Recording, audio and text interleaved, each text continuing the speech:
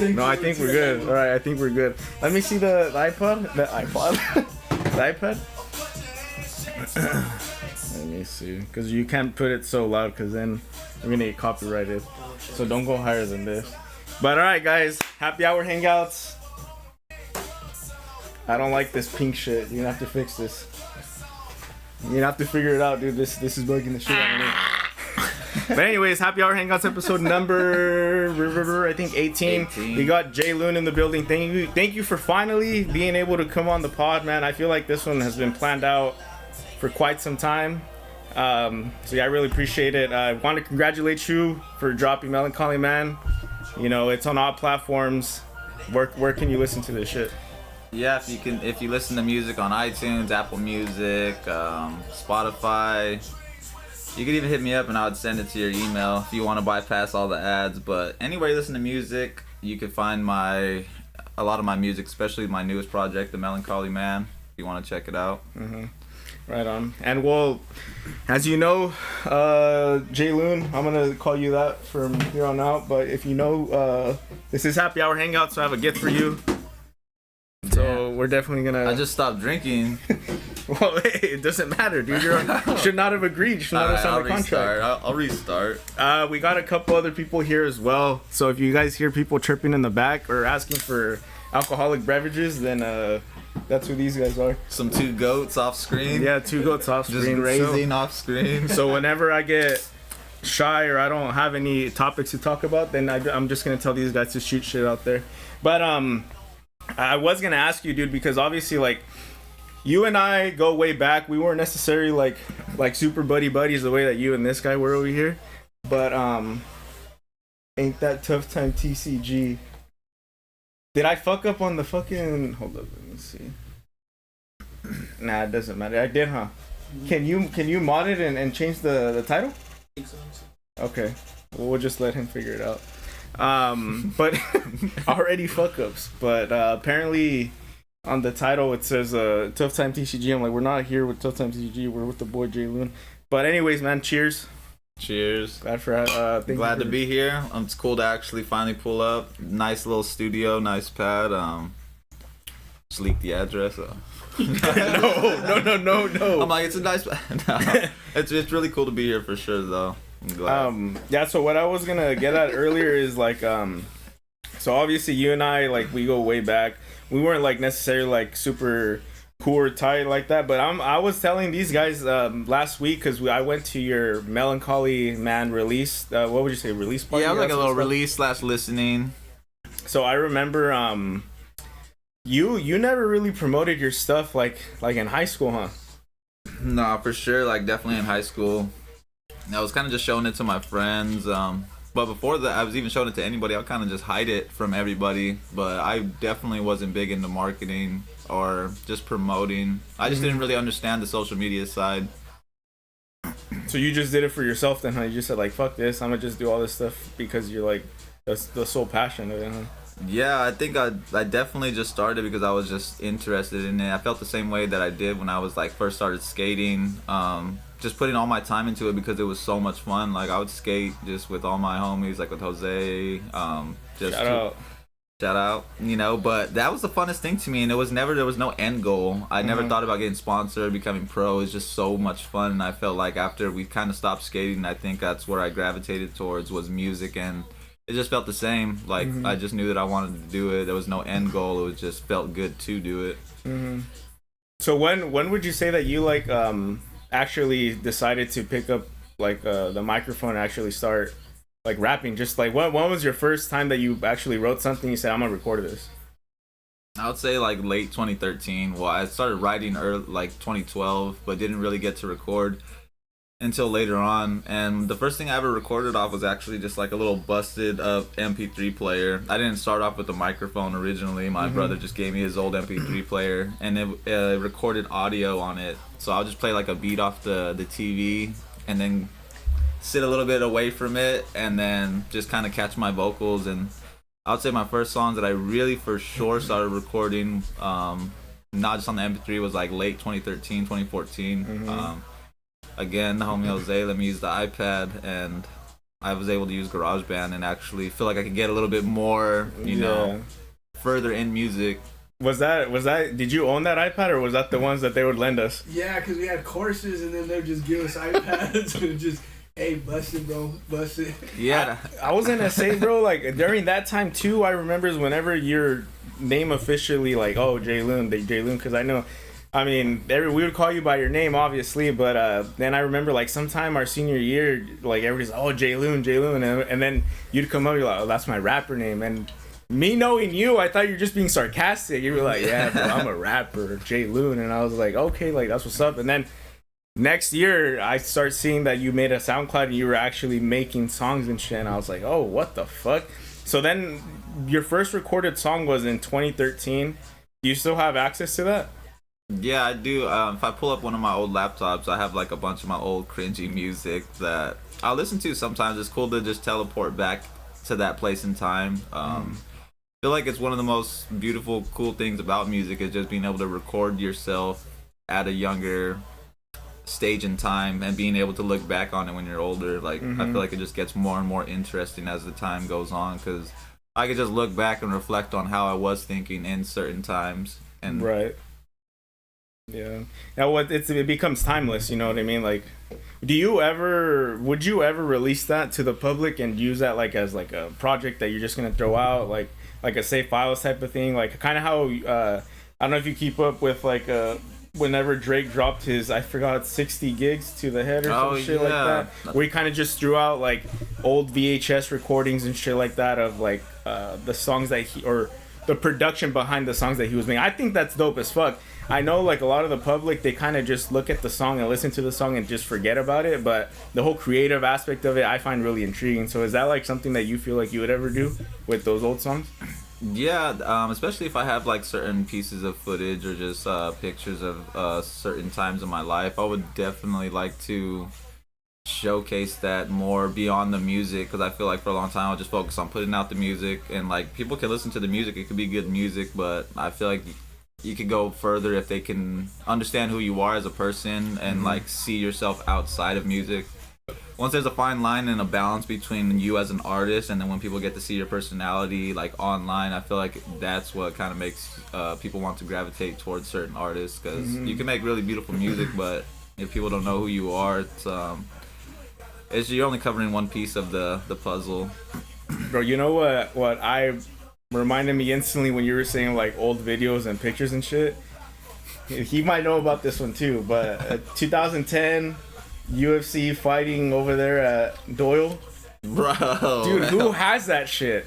The only person that might have it, my old buddy C Hopper, you know, shout out. He had them on his YouTube channel, and I think he ended up like deleting the YouTube channel or just losing access to it. So sadly they're gone. I mean, it would be so cool to look back on them, the fight with me and Saul. So how was that staged? I'm sure all of you guys. You also had a match, no? No, I never. Nah. He did. Vince did. Shout out. I don't remember that. against our friend or Eddie. Eddie. Yeah.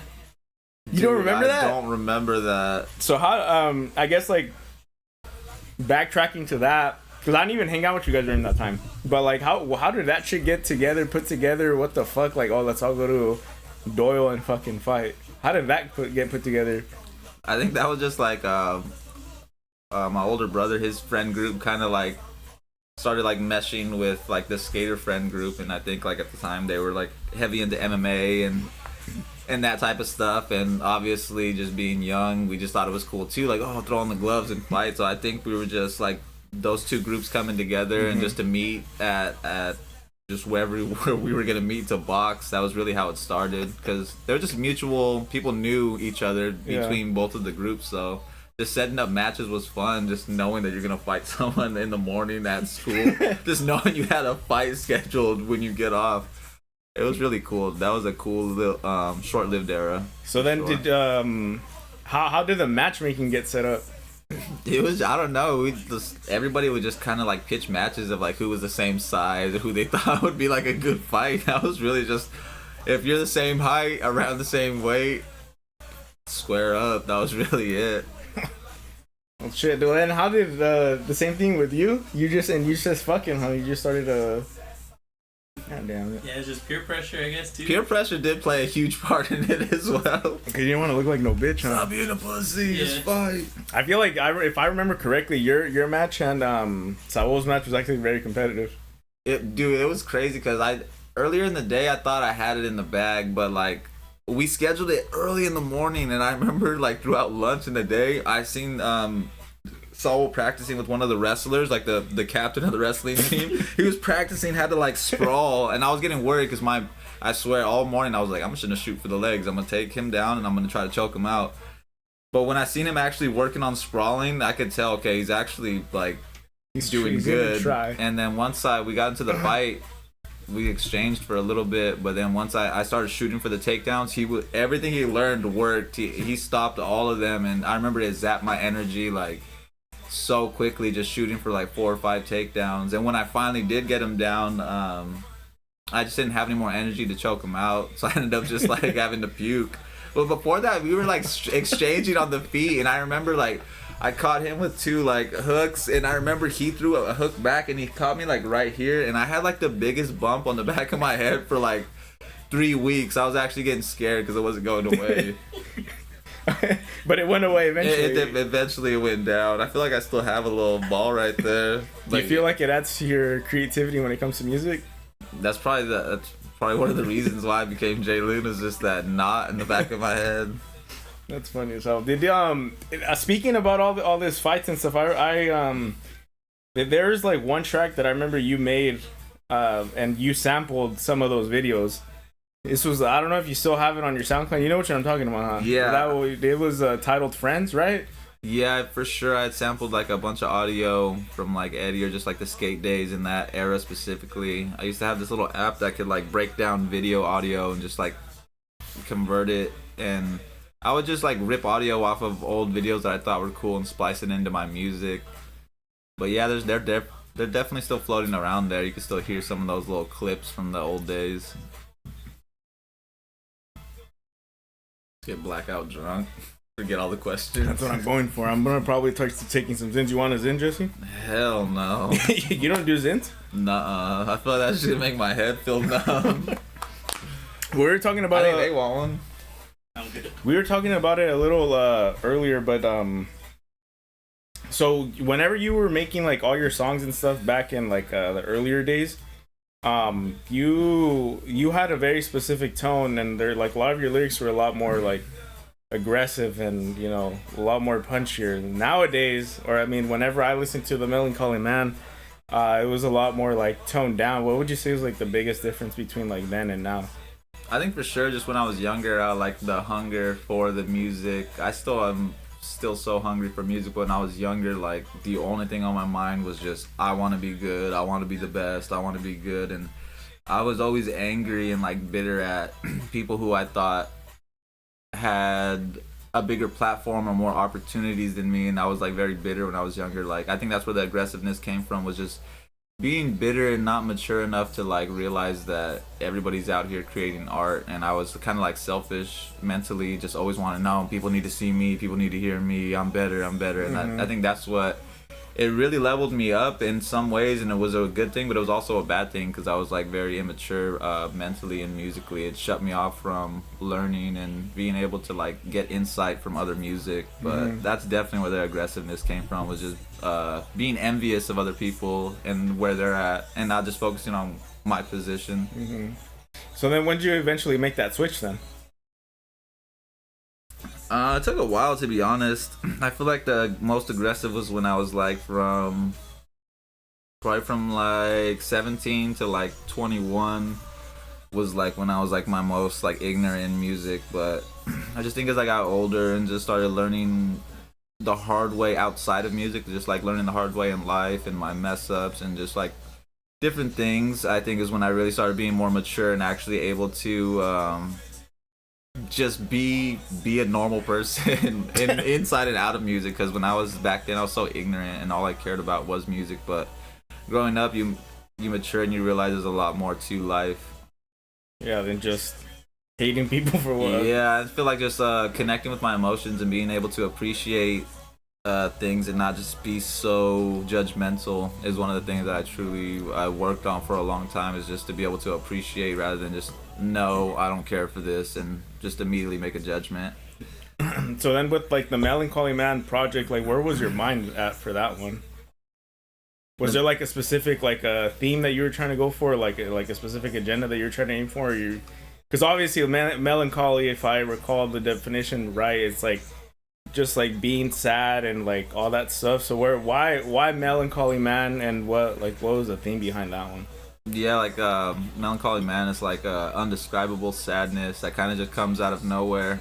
I think I was in the headspace of, I just think so much. I never stop thinking. So I think I was just kind of in the headspace of like being stuck in those little increments, or like those weeks and months of being just like mentally stuck and just being caught in just my own thoughts. And it's crazy because like I was just in the mind state of like knowing that I'm blessed to like still be able to talk to my mom, my brothers. I got my eyesight, I could walk around. Like I have so much to be blessed for, but it's crazy that I still find myself still stuck mentally and emotionally and being like really unstable and kind of distraught inside of my mind. So I think I was really just trying to put everything that I was feeling down into the song. So like if you listen to the songs or really listen to them, I really do speak about a bunch of different things that are bothering me, and I try to put it down into the music. So I feel like that's just genuinely what the project was about, was just trying to put down what I was feeling on different days into different songs.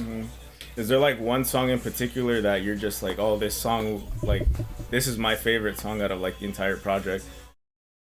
Yeah, there's a lot of them that hit different, and I hope they hit for different people and they can relate to them for different reasons. But like the second song, Sticky, is like a really good song that I enjoy. Yeah, that song's cool. It's just like a song just about again, just my mind state of just being just kind of bitter and just frustrated at not being further ahead, but just kind of learning that there's no one to blame but me. Or like other songs like Hang On just like goes through just regret and mistakes and just like trying to live with things you can't change. It's just, yeah, a lot of it just I try to dive into the stuff that people might not want to speak about in music. Yeah.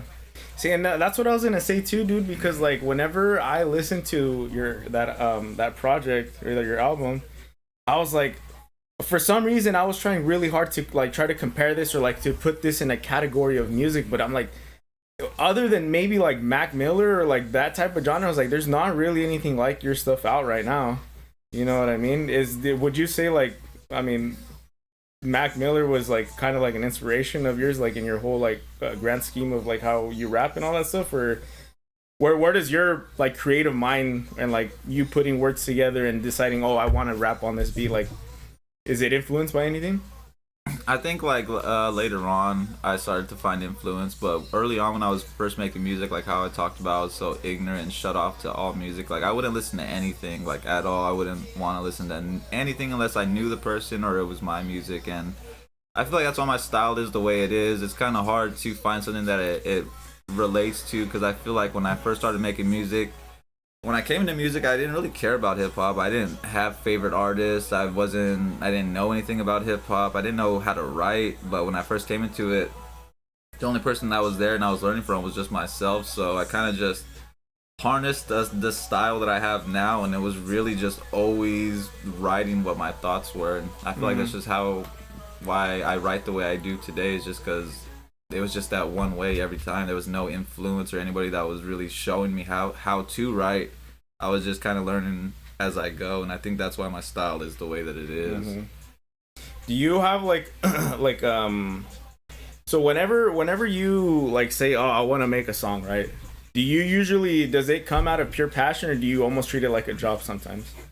Like we're like, well, I'm trying to make this project, I'm trying to put all these songs together, like I need to write, or are you just like, well, I guess what makes you want to write? I always say every single time that I honestly would have never made music if I was actually genuinely happy from back then. I don't think there would have been a reason to make music. I feel like I fell into music just because like it was a place where I could write and because you don't just go around expressing your emotions to your homies every day, just like, hey, I'm feeling like shit, man. But like that was a place where I could put my anything that was inside of my head, because I grew up in a family where we wouldn't really talk about emotions or anything like that. I was just like, well, just kind of deal with it. And I think music was like the first spot where I started learning, like, hey, I can speak about this stuff, and I'm not embarrassed for other people to hear it. And that's kind of where I feel like I got comfortable and just started learning more. Was just being vulnerable isn't a bad thing. That's why I don't mind talking about my mistakes, my shortcomings, things I've done wrong. I try to like bring light to that, and I just think that's super important, or at least what I think in music.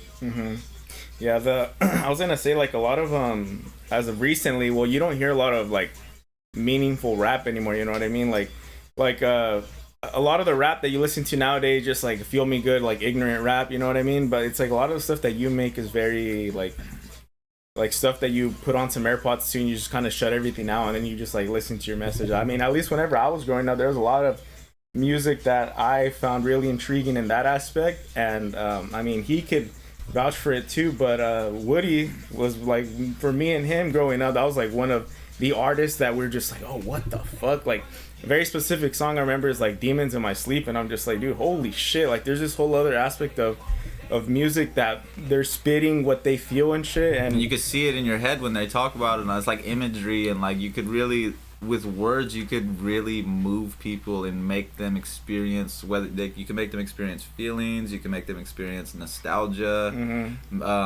You could really do so much with words, and they are so much more effective when the listener is actively wanting to listen. But if you're kind of just listening to something and just, oh, let me check it out real quick, you can get a little bit of the feel from it, but if you just breeze over it, you'll never get the full appreciation of like, because if you're talking to your family member and they're telling you something important, like, it's not gonna be like too good if you're just like, right, exactly, that's not your full attention on them. But if you were to really give the music, and it's for anything just outside of music, when you give people full attention, it means something, and it definitely does, like, it matters for well, even hence what we're doing right now, we're all chilling, just having beers, and like you're openly just like talking about, you know, all this stuff, and it's like the same just in regards when you're growing up, right? Because it's like there's a lot of times where I'll go back home, I'll see what's up with my pops, and like, hey, let's drink a couple beers, and he just starts spilling shit about life, and I'm just like, oh, what the fuck? Me and my upbringing, like things that I didn't think like mattered. Well, like he was like, well, I did this because of that, I did this because of that, and it's like,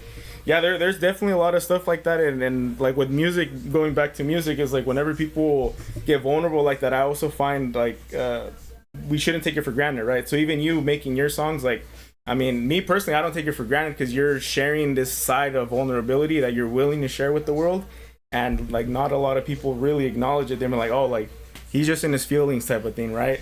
A lot of the songs that I also feel like well, like I was saying, like there's not a lot of people that make that type of music anymore, but if I recall, like the last time that hip-hop had a genre almost like dedicated to like being sad, was like the Lil Peep, the Trippie Redd and era and things like that. It would those styles are very, very like unique. You never have influences from those types of artists at all? When I specifically remember when I was first getting into writing, I remember it like yesterday. I remember just scrolling on Instagram, and I seen this picture of like, they just barely hit the internet and like barely like started popping up, and it was like a picture of Trippie Redd, Tekashi, and I think Famous Dex was with them as well. And I remember just looking at them like, who the fuck are these people, and just seeing like all the views on their shit, and then researching them. I remember back then, like, those are the people that pissed me off the most, like. But when I look back on it, like nowadays I see it so much different, because when I look back on it, there's songs that I genuinely enjoy from Trippie Redd, or there's even a song that I genuinely enjoy. There's a song, I think it's called 1901 Poles from Tekashi and Trippie Redd, and I enjoy that song nowadays. But when I was younger, and like that SoundCloud era and all those people, like, I can't like emphasize of how ignorant I was, and like it's 50% it did me good, 50% it hindered me. But back then I didn't let nothing influence me unless it was my brothers or my homies around me. Like, I was so angry at anybody who had more than me when I felt like I could do the same thing they're doing. I think that's what like made me just shut everything off. Like, I don't want to see nothing, because if I seen something impressive, it would anger me more. Like, I wish I wrote that line, or I wish I had that badass music video or a show coming up. And I think that's why my style is the way it was, because I shut everything off. I didn't care about anybody except for what I was making, or if I made something with somebody like my brother or my friends. So then, because I don't really recall when it was where it's like I started seeing you like really promoting yourself and marketing yourself, and you're like, oh, you know, I'm out here like making music. You started doing shows, you started linking up with all the artists and things like that. I guess like the nature of the beast, like where we're from, there's not a lot of people that really make it out of like the Central Valley, like to that stage. How was it where you found kind of your niche and you were able to find like a community amongst like here in the 559 where you're just like, oh, these guys, like I'm gonna support these guys? Because like the little show that you did over there at the Rough House, whenever I went and I listened to all these artists, I'm like, bro, like this is like their little community, right? This shit, I'm like, this is fucking badass, you know? Maybe to a lot of people, they're just like, oh, it's like backyard stuff, like whatever. But again, from the creative mindset, I'm just like, bro, this shit's fucking cool as hell. Like, where'd you get your start with these, with like the Rough House and all these other local artists, and what made you really want to say, like, fuck this, I'm gonna take this shit serious. I'm gonna actually try to make something out of it.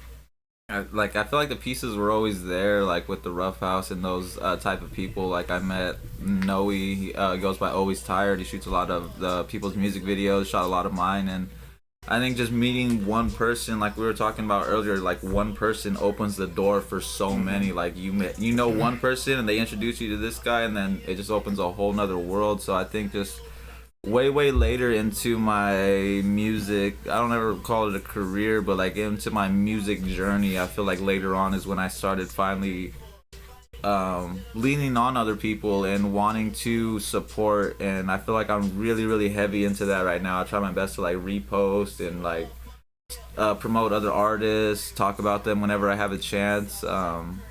It took a while though, because early on in I feel like there was really nobody there. I didn't know how to make a connection with much people, but I did make a connection with a few people. But it took a while to really find that community that it's obvious that everybody's supporting each other. It took a long time, because ego for sure plays a huge part in whether or not you want to help somebody have some spotlight. Because as an artist, there's always a part of you that wants the spotlight and wants it, but I feel like it's important to share it as well. So what I was gonna ask, so whenever shit, hold up, my bad, I'm blanking out. I had a question for you, I completely fucking forgot it. It's a sit break. Huh? You gotta sit now. Yeah, you gotta sit. Shout out Drake. Shout out. So what's your opinion with modern music? Like whenever you hear like all of this stuff, like I mean, because obviously like I know, well, previously you said like, well, I didn't care about this music, and then like now you're learning to appreciate it more. What is it that you like listen to on like a modern day project? So like, because I do listen to a lot of like the modern stuff whenever like, for example, Iceman, all these other albums come out. Do you actually like say, fuck it, I'm gonna like listen to this shit and see what it's about? Or I don't.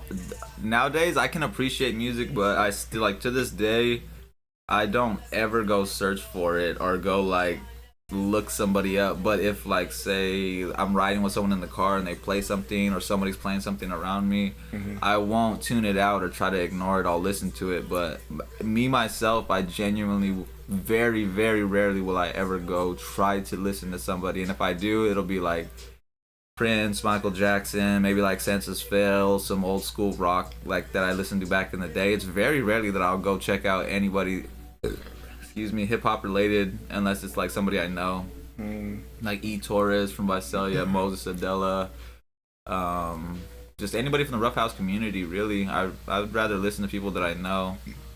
Earl Sweatshirt Chum. Oh, that was definitely a huge influence back in the day.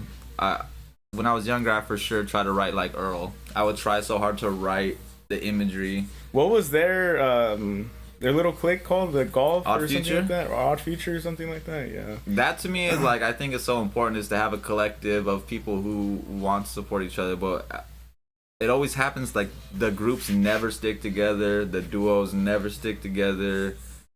It's very rare when there's a collective nowadays. Like Odd Future's gone, ASAP's gone.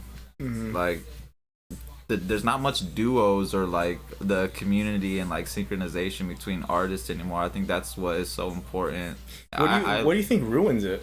Like if you were to say like like I mean, now that you're kind of in the industry, quote unquote, what do you think is it that ruins it? Do you think it's like whenever these guys get the money, they're just like, okay, well, I'm set? Or is it like the ego, the politics, and the labels? What do you think it is that really ruins it for these groups?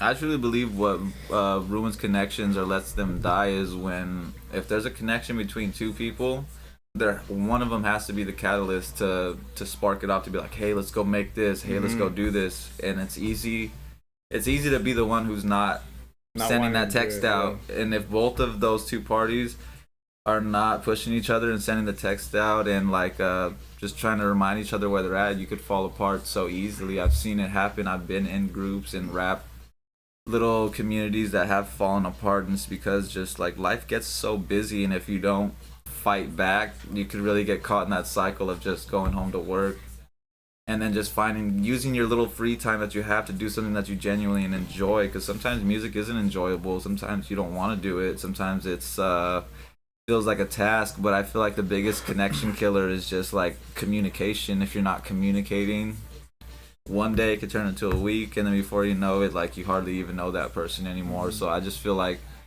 just life itself makes people busy, and if you're not trying to find those little pockets of time that you could still carve out for people, you'll just lose like those connections. Like even with you guys, like, it's cool that we still have it, but if we didn't hit each other up, or like we don't make that little bridge, of course I feel like this connection would die, and we could pick it up any day, but you can only do that for so long. So then your relationship with music, then what really continues you to push music to do it? Because you've been doing this for like, well, shit, I hate to remind the room, but like, we're 2026, you know, it's been like 10 years over that, like, you've that you've been making music. So what is it exactly that continues to make you like to want to do this, you know, like oh, I want to keep doing this?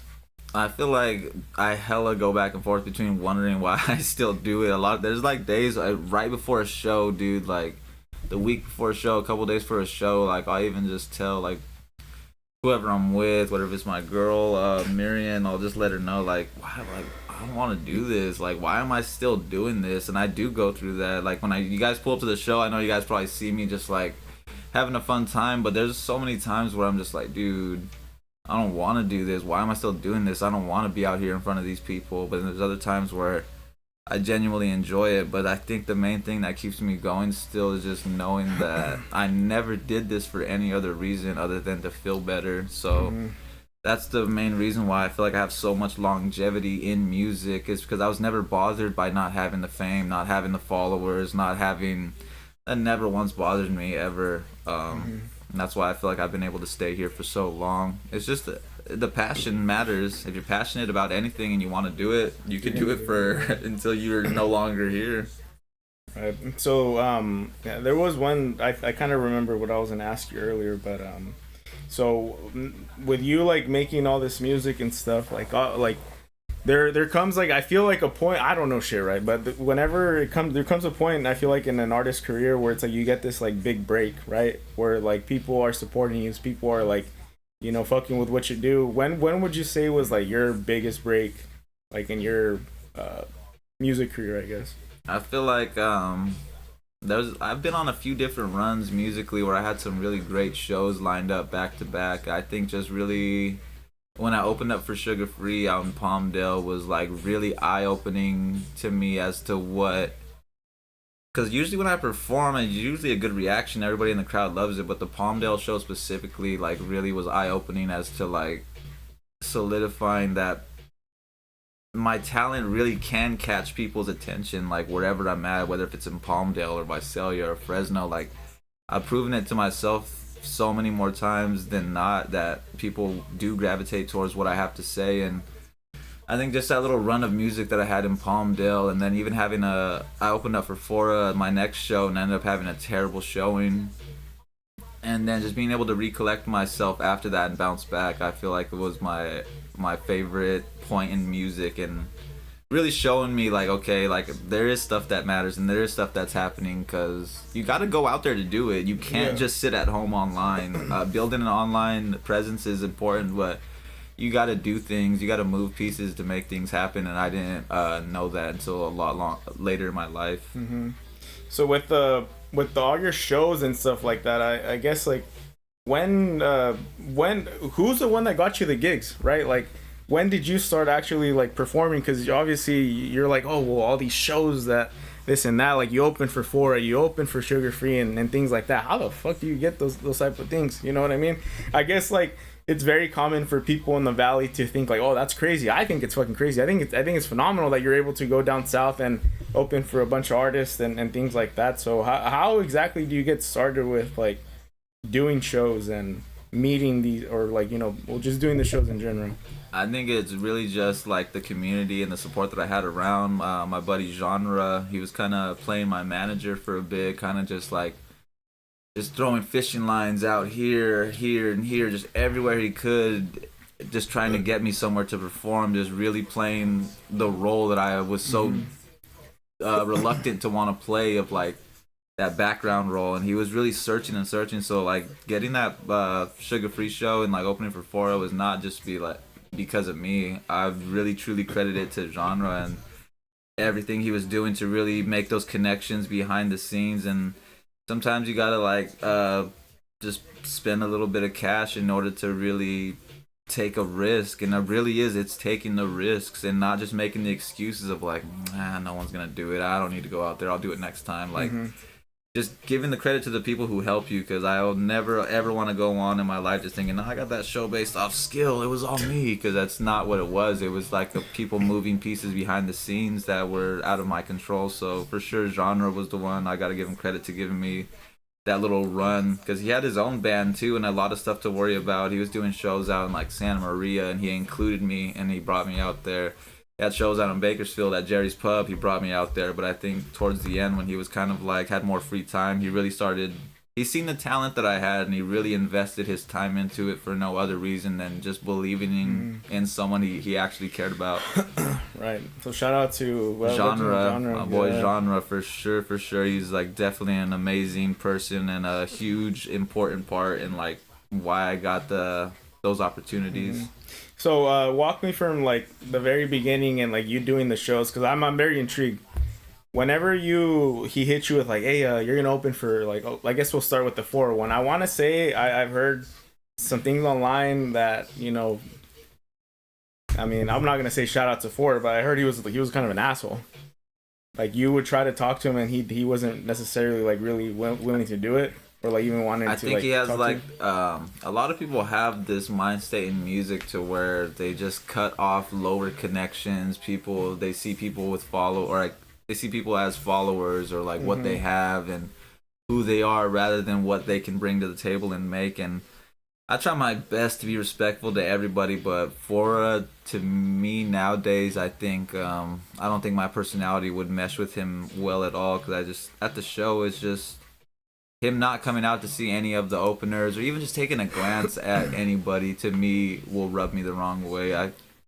It's easy to say it, but I truly believe that if I had an opportunity where I was the headliner of a show and there's some people opening before me, I would never just sit in the back room and not care, like, or not acknowledge that they're there doing the same thing that you were doing when you grew up and were wanting this. I feel like I won't call him any names, but I just feel like you got to change the mindset and really be able to uplift people who were just in your position not that long ago. Like, that's what I feel music is for. It's medicine, and it should be able to help not only you but other people as well. And if you have the opportunity to uplift someone and give them some spotlight, it takes more energy to not give them the spotlight than to give them some. Like, you go out of your way when you don't want to help somebody shine. Like, that to me is like rubs me the wrong way, and I don't mesh well with artists that don't want to give back or just want to slap a price tag on creating love or like beauty or just really creating something that can matter. Or they have like some sort of an ego type of thing, you know what I mean? I'll clash with those people every time, because I'll never. Would you tell them to go to Doyle? Go to Doyle. Gloves on. Throw on the gloves real quick. Nah, because some of the artists they're pretty big. They're like 6'7". But for real, I don't ever want to disrespect anybody. Everybody has their own mind state for music, but my mind state for music, I'm gonna stand on it every time. And if people rub me the wrong way, I definitely will speak about it. I just want to use music in the correct way, at least the way that I see is correct. So like, so let's go back to that actual like that show. Can you explain like from beginning to end your whole experience and how that was? Like opening for the Forest show. Yeah. It's sadly that I wish I had a lot more cool stuff to say about it, but I think leading up into the show, I was. Where was the show? It was in, I want to say Bakersfield, at this one like ballroom. It was a really big venue. But I was originally opening for Vinny West, and Vinny West ended up, I think, pulling out, so they got Fora last second to replace him as like the main. And just that entire month leading up to that show, I was like, I think I was at my worst mentally, and I wasn't training, I wasn't practicing none of my music. I was solely just relying on whatever I had the day of to show up in that way, and I truly believe I showed up so out of shape, and I had no business being on the stage. Like, I look at that as my worst performance. I showed up so mentally weak and just honestly fucked up. See, I was gonna say, I didn't know that. I didn't know like that you have to go through this whole, like, I guess, process to train for it. What does that process look like? It's practicing your songs like every day, writing them out, being comfortable without using the backtrack. Like, I don't want to perform if the song's playing in the back. I want it to be beat, and then people hearing specifically me. So like acapella kind of. Yeah, and like I'll have the chorus on sometimes, but I really would rather people hear me than just listening to the song. Because you can go listen to the song, but if you're there for the performance, you should give them the performance. And I think just leading up into that, I just was so unprepared and just being dragged in a bunch of different directions, like in life. And I still just tried to show up and do my best, but I was so like out of it. When was this? What year was it? Probably like a year back, not too long ago. Oh, it wasn't like a too year long and some ago? change, not too long ago. So you had the catalog.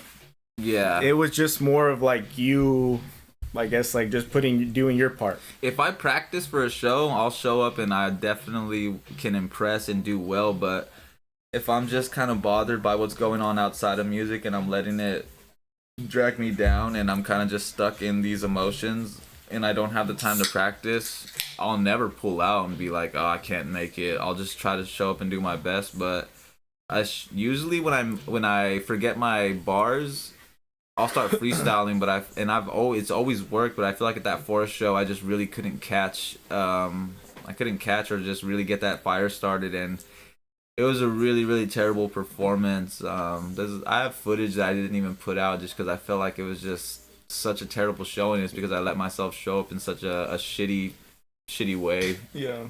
And it's like, it's not easy to just show up and just like do this. There's so much different variables, performing in front of everybody and just like thinking if you're going to be able to do it. Are you trained enough? Like, what problems did you have outside of music? Like, there's so much more that goes into a performance than just like showing up to rap. Like, so much stuff affects you. Mm-hmm. Well, I feel like there's a lot of courage that comes behind it too, because like me myself, like even now, bro, like, well, whenever I was in high school and we'd have to do fucking like these presentations and shit, I'd be fucking nervous out of my mind, you know. And I feel like there's a lot of courage and shit that goes behind that. I can't imagine what it's like to like actually perform a show where like there's 50, 100, thousands of people looking at you. Like, do you ever let nerves get to you whenever you're at a show or anything like that?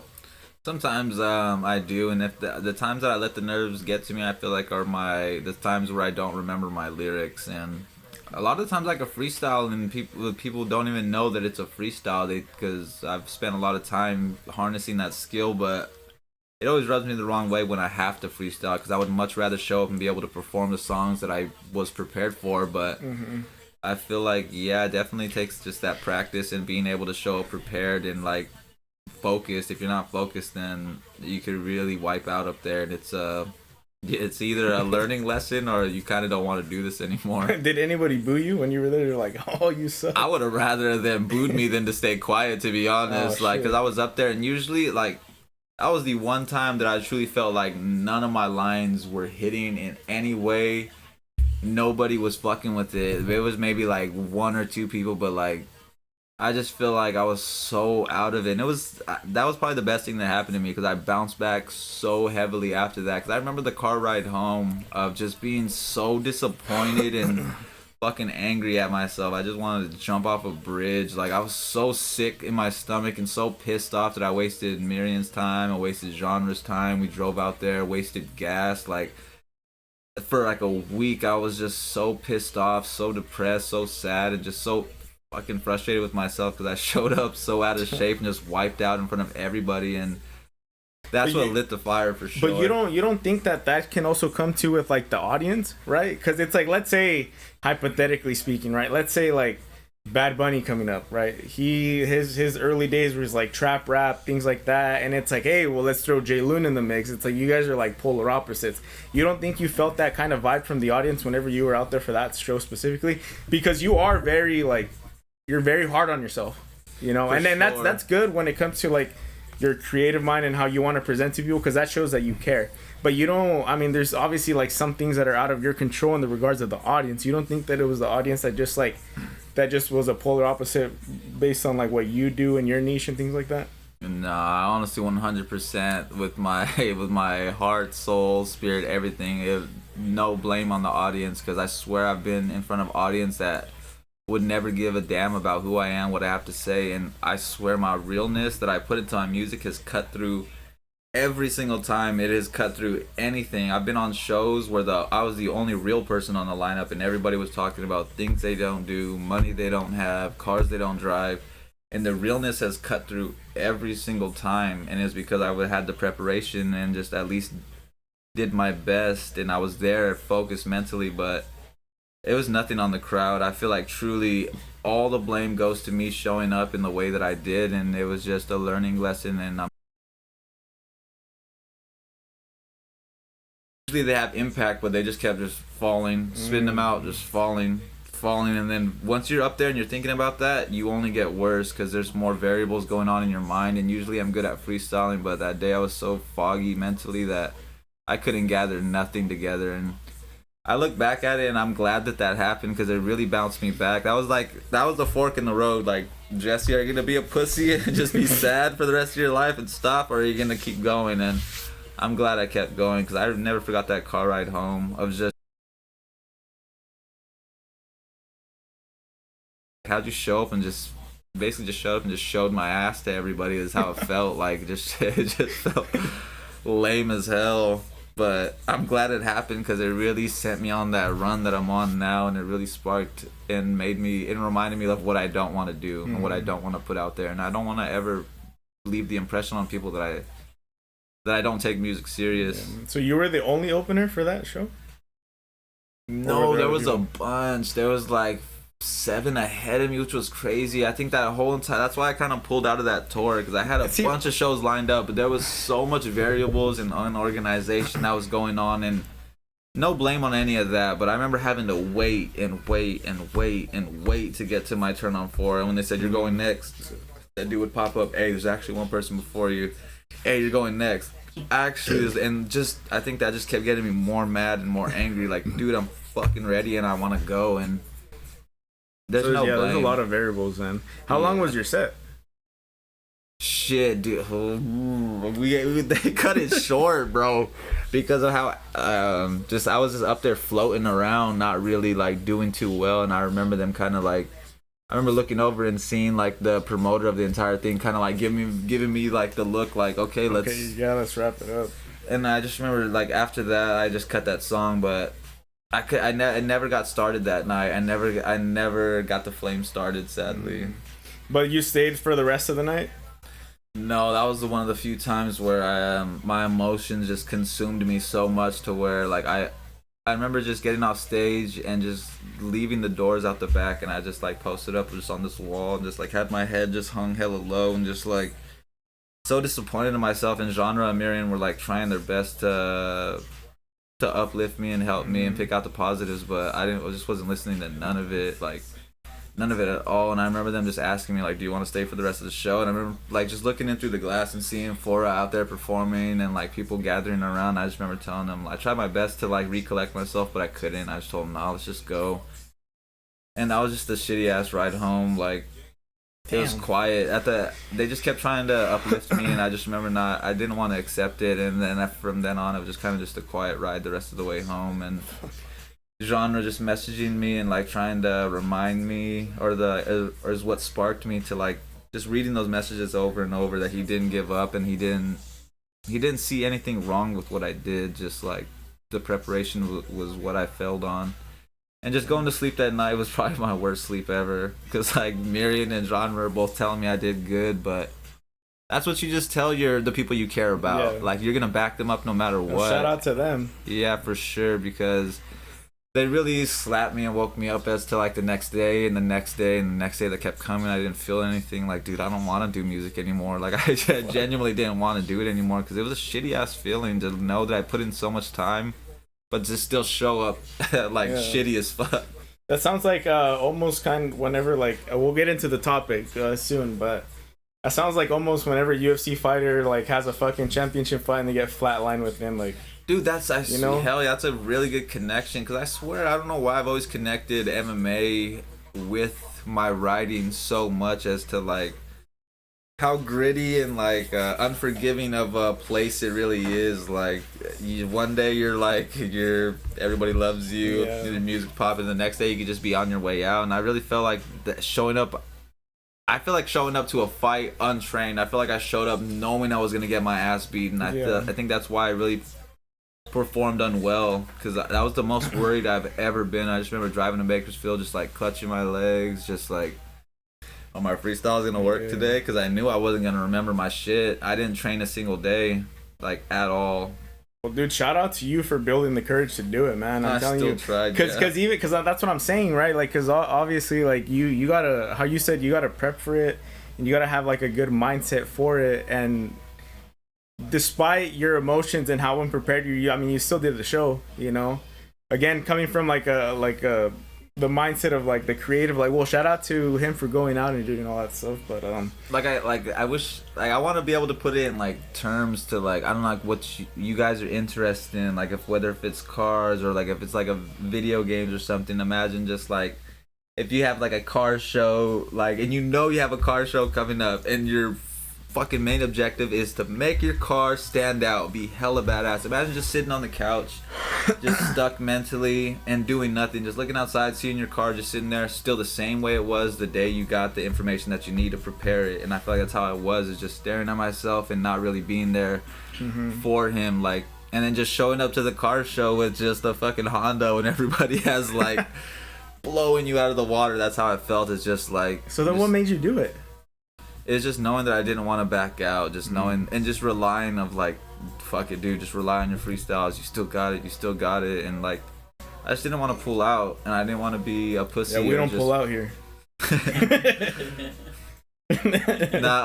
just didn't want to bitch out, and just like, I just really thought, I swear there's been a lot of times where I fell back onto my freestyles and they've saved me, so I just thought, I'll be able to do it again. I just couldn't do it that night. So looking back on that whole experience, would you still have, like, let's say morning of, you're not prepared, would you still have gone to the show and do it? Like as of right now, post reflection, like, now you're on this run, like, would you still have went out and did that show? If I could redo it, I 100% would have gone for it again. But instead of putting the extra pressure on myself to remember these songs, I think I would have just scrapped all those beats and just stacked freestyle beats all together and just went out there with the mind state of knowing just I'm gonna freestyle, rather than like, I'm gonna try my best to remember these songs, but if they don't go right, then I'll lean on the free. But I would have rather I just showed up ready to just kick what was ever on my mind. And I think I would have showed up a lot better if I would have just gave myself that grace of just like,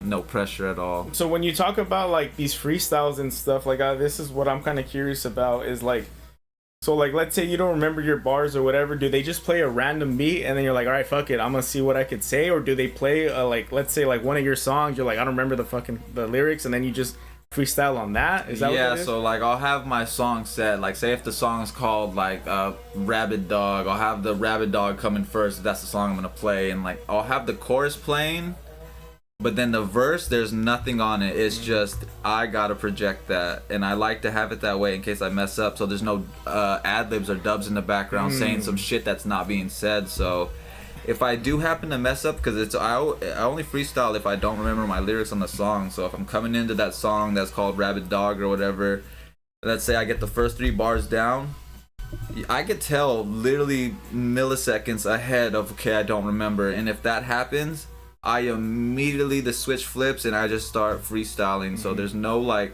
you won't notice that I don't gotta be like, it's just like, if I forget it, I already know that I don't remember it, so I just immediately will start freestyling. So like a lot of times that I fell back on that, it impresses people, but I don't like to do that. I'd rather remember my songs. But a lot of times I could get away with it because people will still think it's the song if they haven't heard it. Well, that's what I was gonna say. I was like, on my end, I was like, bro, that sounds pretty impressive. Where does that come from?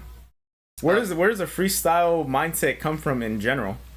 The freestyling is honestly like one of my favorite things ever in music, and it just came from just being around your homies, like how we're here, just chilling, drinking, relaxing, just playing beats, looking for beats, and just freestyling and just hearing what's on each other's mind is really what. Doing that over and over and over was the funnest thing to me, honestly. And I've just done it for so long that I'm able to just fall back onto it. And I've just harnessed that skill for years and years of being able to just project something without a pen, without having to write it. So you've always freestyled even before, like, you know how you said that the first thing you wrote was in 2013? Would you, like, even up until then, you were just, like, always freestyle and No, it took a long time for me to get good at freestyling. I remember I met a lot of people who were better than me at freestyling, who showed me how to freestyle, who I leveled up with. I remember being back at Porterville College and freestyling with, shout out Gino. He was freestyling.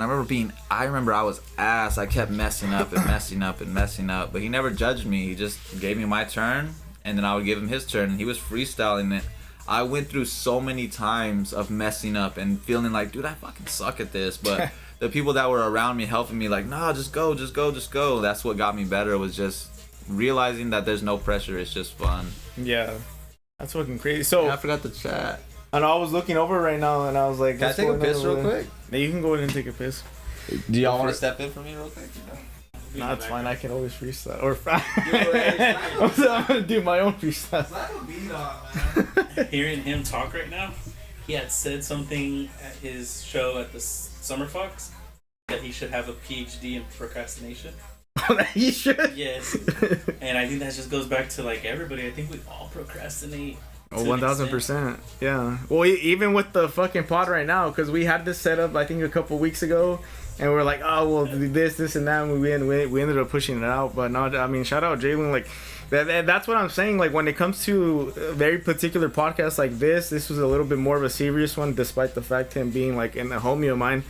I mean, we gotta, at least in my mindset, whenever you start a podcast, you gotta bridge the gap with the person first to be able to, like, we'll figure them out, you know, like, have them talk about, like, what they do, and then from there it goes into, like, fuckery and stupidity and shit. Because I mean, a lot of people who have, I mean, if people, reoccurring guests that are here listening to this, they see, like, oh, fucking Gonzo's podcasts are usually just bullshit. They're usually just, like, fucking acting dumb and shit. And that also comes with, like, the guest himself. But it's like that you built to that, right? It doesn't just fucking come out of nowhere. So but it's like right now I'm just kind of in the point where I'm just like, bro, this shit's fucking crazy, dude. Look at his brain. Yeah, that's a whole different world that we really don't hear. Yeah, and that's what I'm saying. Yeah, but one thing I want him to touch on is, like, why is he so big with, like, helping other people around him? Because, like, whenever he has, like, a show, like, he always brings out, like, Lonely California Nights. Oh yeah, well, and yeah, I wanted to talk about those guys as well, but I hit that pin. Oh, you guys are both gonna be taking pisses all day. Oh damn, bro! I haven't broke my seal just yet. No, I had to. I couldn't do it. I was literally about to whiz. Where you at, dude? Oh fuck, we're kind of we're just. You thought you left me behind or what? Hell nah. Yeah, I was like, but no. I'm digging it so far. I'm down. Slap on a beat. But already we're just gonna go continue the freestyle. No, not yet. You're like, dude, we need like 10 more beers for sure. There was something that Vince had said right now that he wanted you to touch on. He was basically saying like what makes you you probably touched on it a little bit, but what makes you, like, really want to put on for the 559 for the Central Valley, like what is it in you that you want to see this little, like, span of fucking valley shit that people don't really know about, like, succeed? I feel like just, like, seeing artists that or just seeing anybody from around here that were in similar positions that I was in, I feel like you really got to be an artist or have an art or something, like, passionate that you're, like, really passionate about to really understand how frustrating how frustrating, how sad, how like distraught it can make you when you can't find an outlet or find certain like things that can get you more out there. And I feel like when I see people who like I can have the opportunity to give a chance to like give a handout, not just a handout, but like an opportunity to, I feel like is what really makes me want to keep doing it. Is when I see people who were in my positions of being frustrated or maybe not having like a chance to be seen. If I have an opportunity to give spotlight to anybody from around here, I would always pick anybody from Porterville or from anybody that I know rather than anybody else. So I just think it's just relating to people and just knowing where they're coming from, because we're all in the same thing. We're trying to do the same thing. We have the same goal. We're trying to make music. So I feel like I would much rather help people than just to be an asshole and just to be like, nah, $1,000 for a verse. Do you see that a lot out here? When I was younger, I used to just reach out to people to try to make songs, producers, rappers, and I would say like 90% of the time people would always just like blow me off or just be like send me like, oh, use $500 for a verse. But like when I'm just like a 13, 14, 15, 16-year-old kid coming up in music, I don't have that money at all. But when I have the opportunity to like give a verse or rap or work with someone that was in my position, I feel like that's what truly makes me want to put on or just help people from the 559, because I have been that kid who was throwing fishing line after fishing line of trying to get opportunities, trying to make connections, but being turned down so much. But that's to answer it, yeah, for sure. Just so what would you say? Because I mean, I hope the ultimate goal that I wish with this pod is like, whenever people look up your name, this is one of the pods that shows up. What would you say to someone that's just coming up, that wants that like little break, or maybe even like a younger version of yourself, right? What would you tell them now that you're more seasoned, as far as advice or what to look out for, things like that? I'll definitely just like let them know, don't ever learn or try to lean on a miracle. Don't ever think that like us overnight, if it happens, it'll happen, but don't ever try to put all your eggs in the basket of like, I'm gonna blow up or things are gonna be easy, because it genuinely isn't gonna be easy, especially if you're starting off in certain circumstances. Like, some people have different opportunities, some people have connections, and they're able to get, you know, different opportunities a little bit quicker. But I would say the best piece of advice was to, like, as cliche and lame as it's gonna sound, is to genuinely never give up, be your biggest fan, and continue to do it no matter how many people are watching, because you can get really, really good and you can do a lot of important, meaningful, beautiful things without a bunch of eyes on you. You could genuinely do a lot of stuff without millions and millions of people watching you. Mm-hmm. Damn, that's super inspirational. So anybody watching this, you heard it here first with Jlooon. So that was the grand scheme of it. That was like all the forest stuff, right? So now that you were able to transition and to kind of pick yourself up from that lull that you had with that show, so the Sugar Free, that's another one that I'm very like curious about, because I also saw the video that you put where he actually gave you the time of day. He went up to you and he was like talking to you and stuff like that, and it's like, and I thought that was super cool. I thought that was really genuine, that he went up to you and he started talking to you and all that stuff. Because if you look up like who he is, he had a lot of really big slappers like back in the day.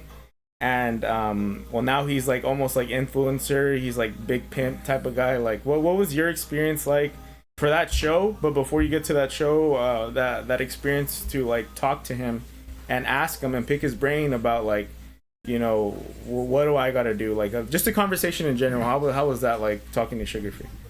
It was a little like, actually, like, it wasn't like right off the bat just like him giving me the time of day. To be honest, it was a little sketchy and anxious at first. I wasn't really planning on going up to him. I just was kind of just gonna sit back. But I was just waiting for my time to go up, my time to perform, and he just pulled up in front of the lot out of nowhere, just smoking outside. I finally was like, all right, let me go. Like, later on in that night, he was out there again. I ended up performing, so I was sitting out there after my performance, kind of hyped up off it. I knew I did good, but he wasn't there to see it. I didn't know that yet at the time, but I went up to him and I asked him, all right, let him know, hey, my name is Jlooon. I just performed here. I don't know if you've seen my set. And I'll never forget, like, he looked at me, like, up and down. And he's all, nah, I didn't see it. And he kind of just went back to, like, smoking his cigarette, like, and kind of just left me hanging right there. And in that moment, like, in literally milliseconds in my mind, like, so much went through my head, like, dude, I regret coming up here. Oh my God, like, I felt so embarrassed. I really felt like he was big timing me. And I was about to just leave. I swear I was about to turn away. Like, I was trying to think of something else to say, but there really was nothing else to say. But right before I could leave, his security guard, shout out to his security guard. That's right. He was like, he's like, nah, because he even could also sense that Sugar Free was kind of like, like just brushing me away. I don't blame him, but the security guard was like, nah, he actually had the best set. Like, this guy could spit. Because I remember I did spit 2996 and it's really bar heavy, but his security guard vouched for me, and right when he vouched for me, the switch, you could tell the switch flipped in Sugar Free for sure. The entire like aura, the tension was gone, and like he kind of just like for sure started listening to me. He made sure to ask me my name multiple times. He asked me where I was from. He asked me if I play instruments, understanding just like what I like in music, who I listen to, and we talked for like maybe like close to like 30 minutes. And but really, without that security guard there to like that had seen my set and vouched for me, I don't think it would have went too well. But him understanding that I actually did have something to it, he talked to me for a while and a lot of good insight. And it was just cool to really listen to somebody who's been in here for so much longer than I have, and just trying to take anything that I could from him. But he really just kind of picked my brain rather than me picking his. He kind of just really was asking me where I was at in music, what I'm willing to do, where can I go? Can I lean into the rock? Do I make my own beats? He was like grilling me on like who I am musically, and it was a very good positive ending to everything. He ended up giving me his email, and like we're talking about working on a song together. That's dope. I ended up sending him something, and just unfortunately, I know people get busy, but it didn't really come to fruition. But I don't take no bad blood or anything from it. Yeah. What was the biggest thing that you got from that conversation?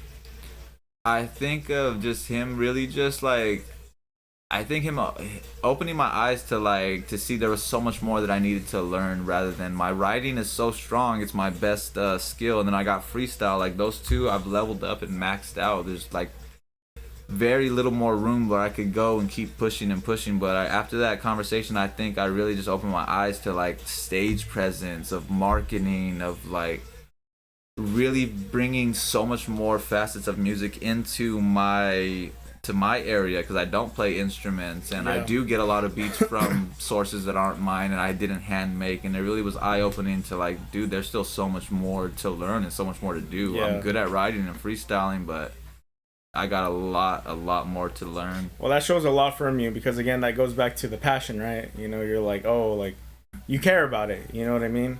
So the performance itself, from beginning to end, from when was it Genre that got you the gig as well? So from when you got on the phone with him, he's like, hey bro, like you're gonna open up for Sugar Free, until like obviously till the very end, to the ride home, what was that whole experience like? That one, as opposed to the Forest show, I was really in a good mind state. Like I was excited and my mind wasn't all foggy. I was focused. I did prep. I did prepare, and the whole entire time leading up to the car ride, I was so relaxed. I feel like I do my best is when I prepare and I train, and I just live life as if I don't have a show. I don't think about it. I don't think about it leading up to it. I just practice my songs. I don't think about the show. And that's when I do my best, is when I can live my life, be comfortable, be happy with what I'm doing, and not put so much pressure on myself as, no, you need to learn, you need to practice, you need to do this. But when I'm just have that fine balance between living my life, being happy, and practicing and being prepared, I think that entire car ride, I already knew I was going to do good, because I did prepare. I felt good.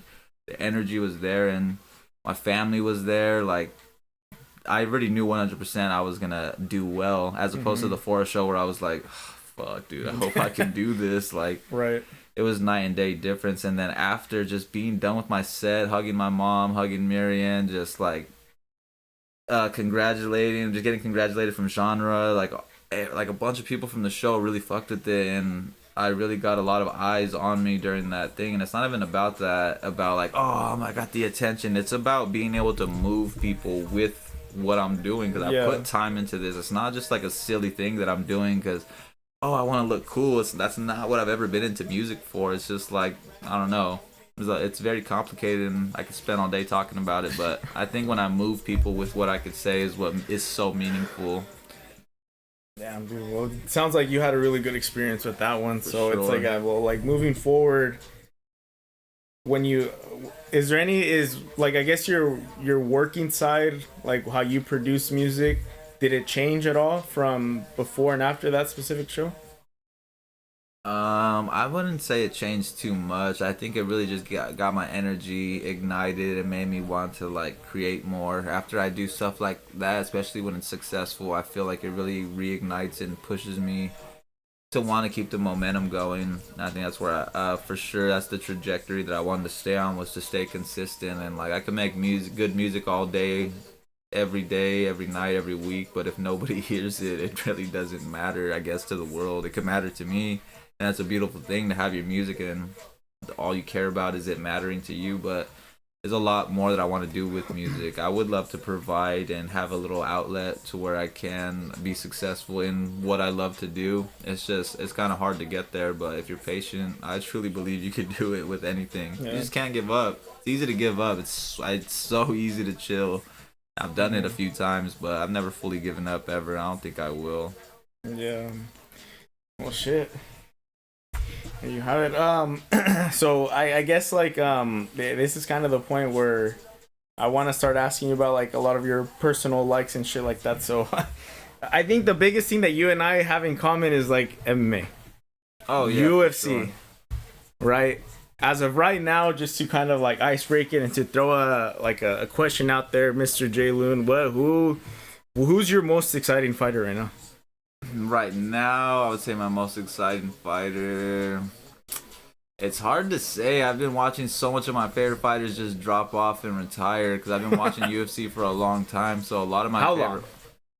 I remember back watching it when it was on Spike, and I would watch it with my dad. We would, like, back when Chuck Liddell was the shit, just dropping people left and right. The first season of The Ultimate Fighter, I was watching it since way back in the day, and it's hard. I've like been a fan of so many people that are gone now, like Frankie Edgar, Dustin Poirier. Oh, I was gonna show you something. Anderson Silva. Like, there's so many people that are just gone. One of my boys shot this soon. My boy Frankie Edgar, one of my favorite fighters, is such a beast. Yeah. In lightweight and bantamweight, bro, into feather. Like, he's honestly, that's a badass card. Is he the fighter on True Life? Yeah, Oh, okay. True Life, dude. On But MTV? I would say for sure my favorite fighter, for the people who are still in it right now, definitely like Sean Strickland. I like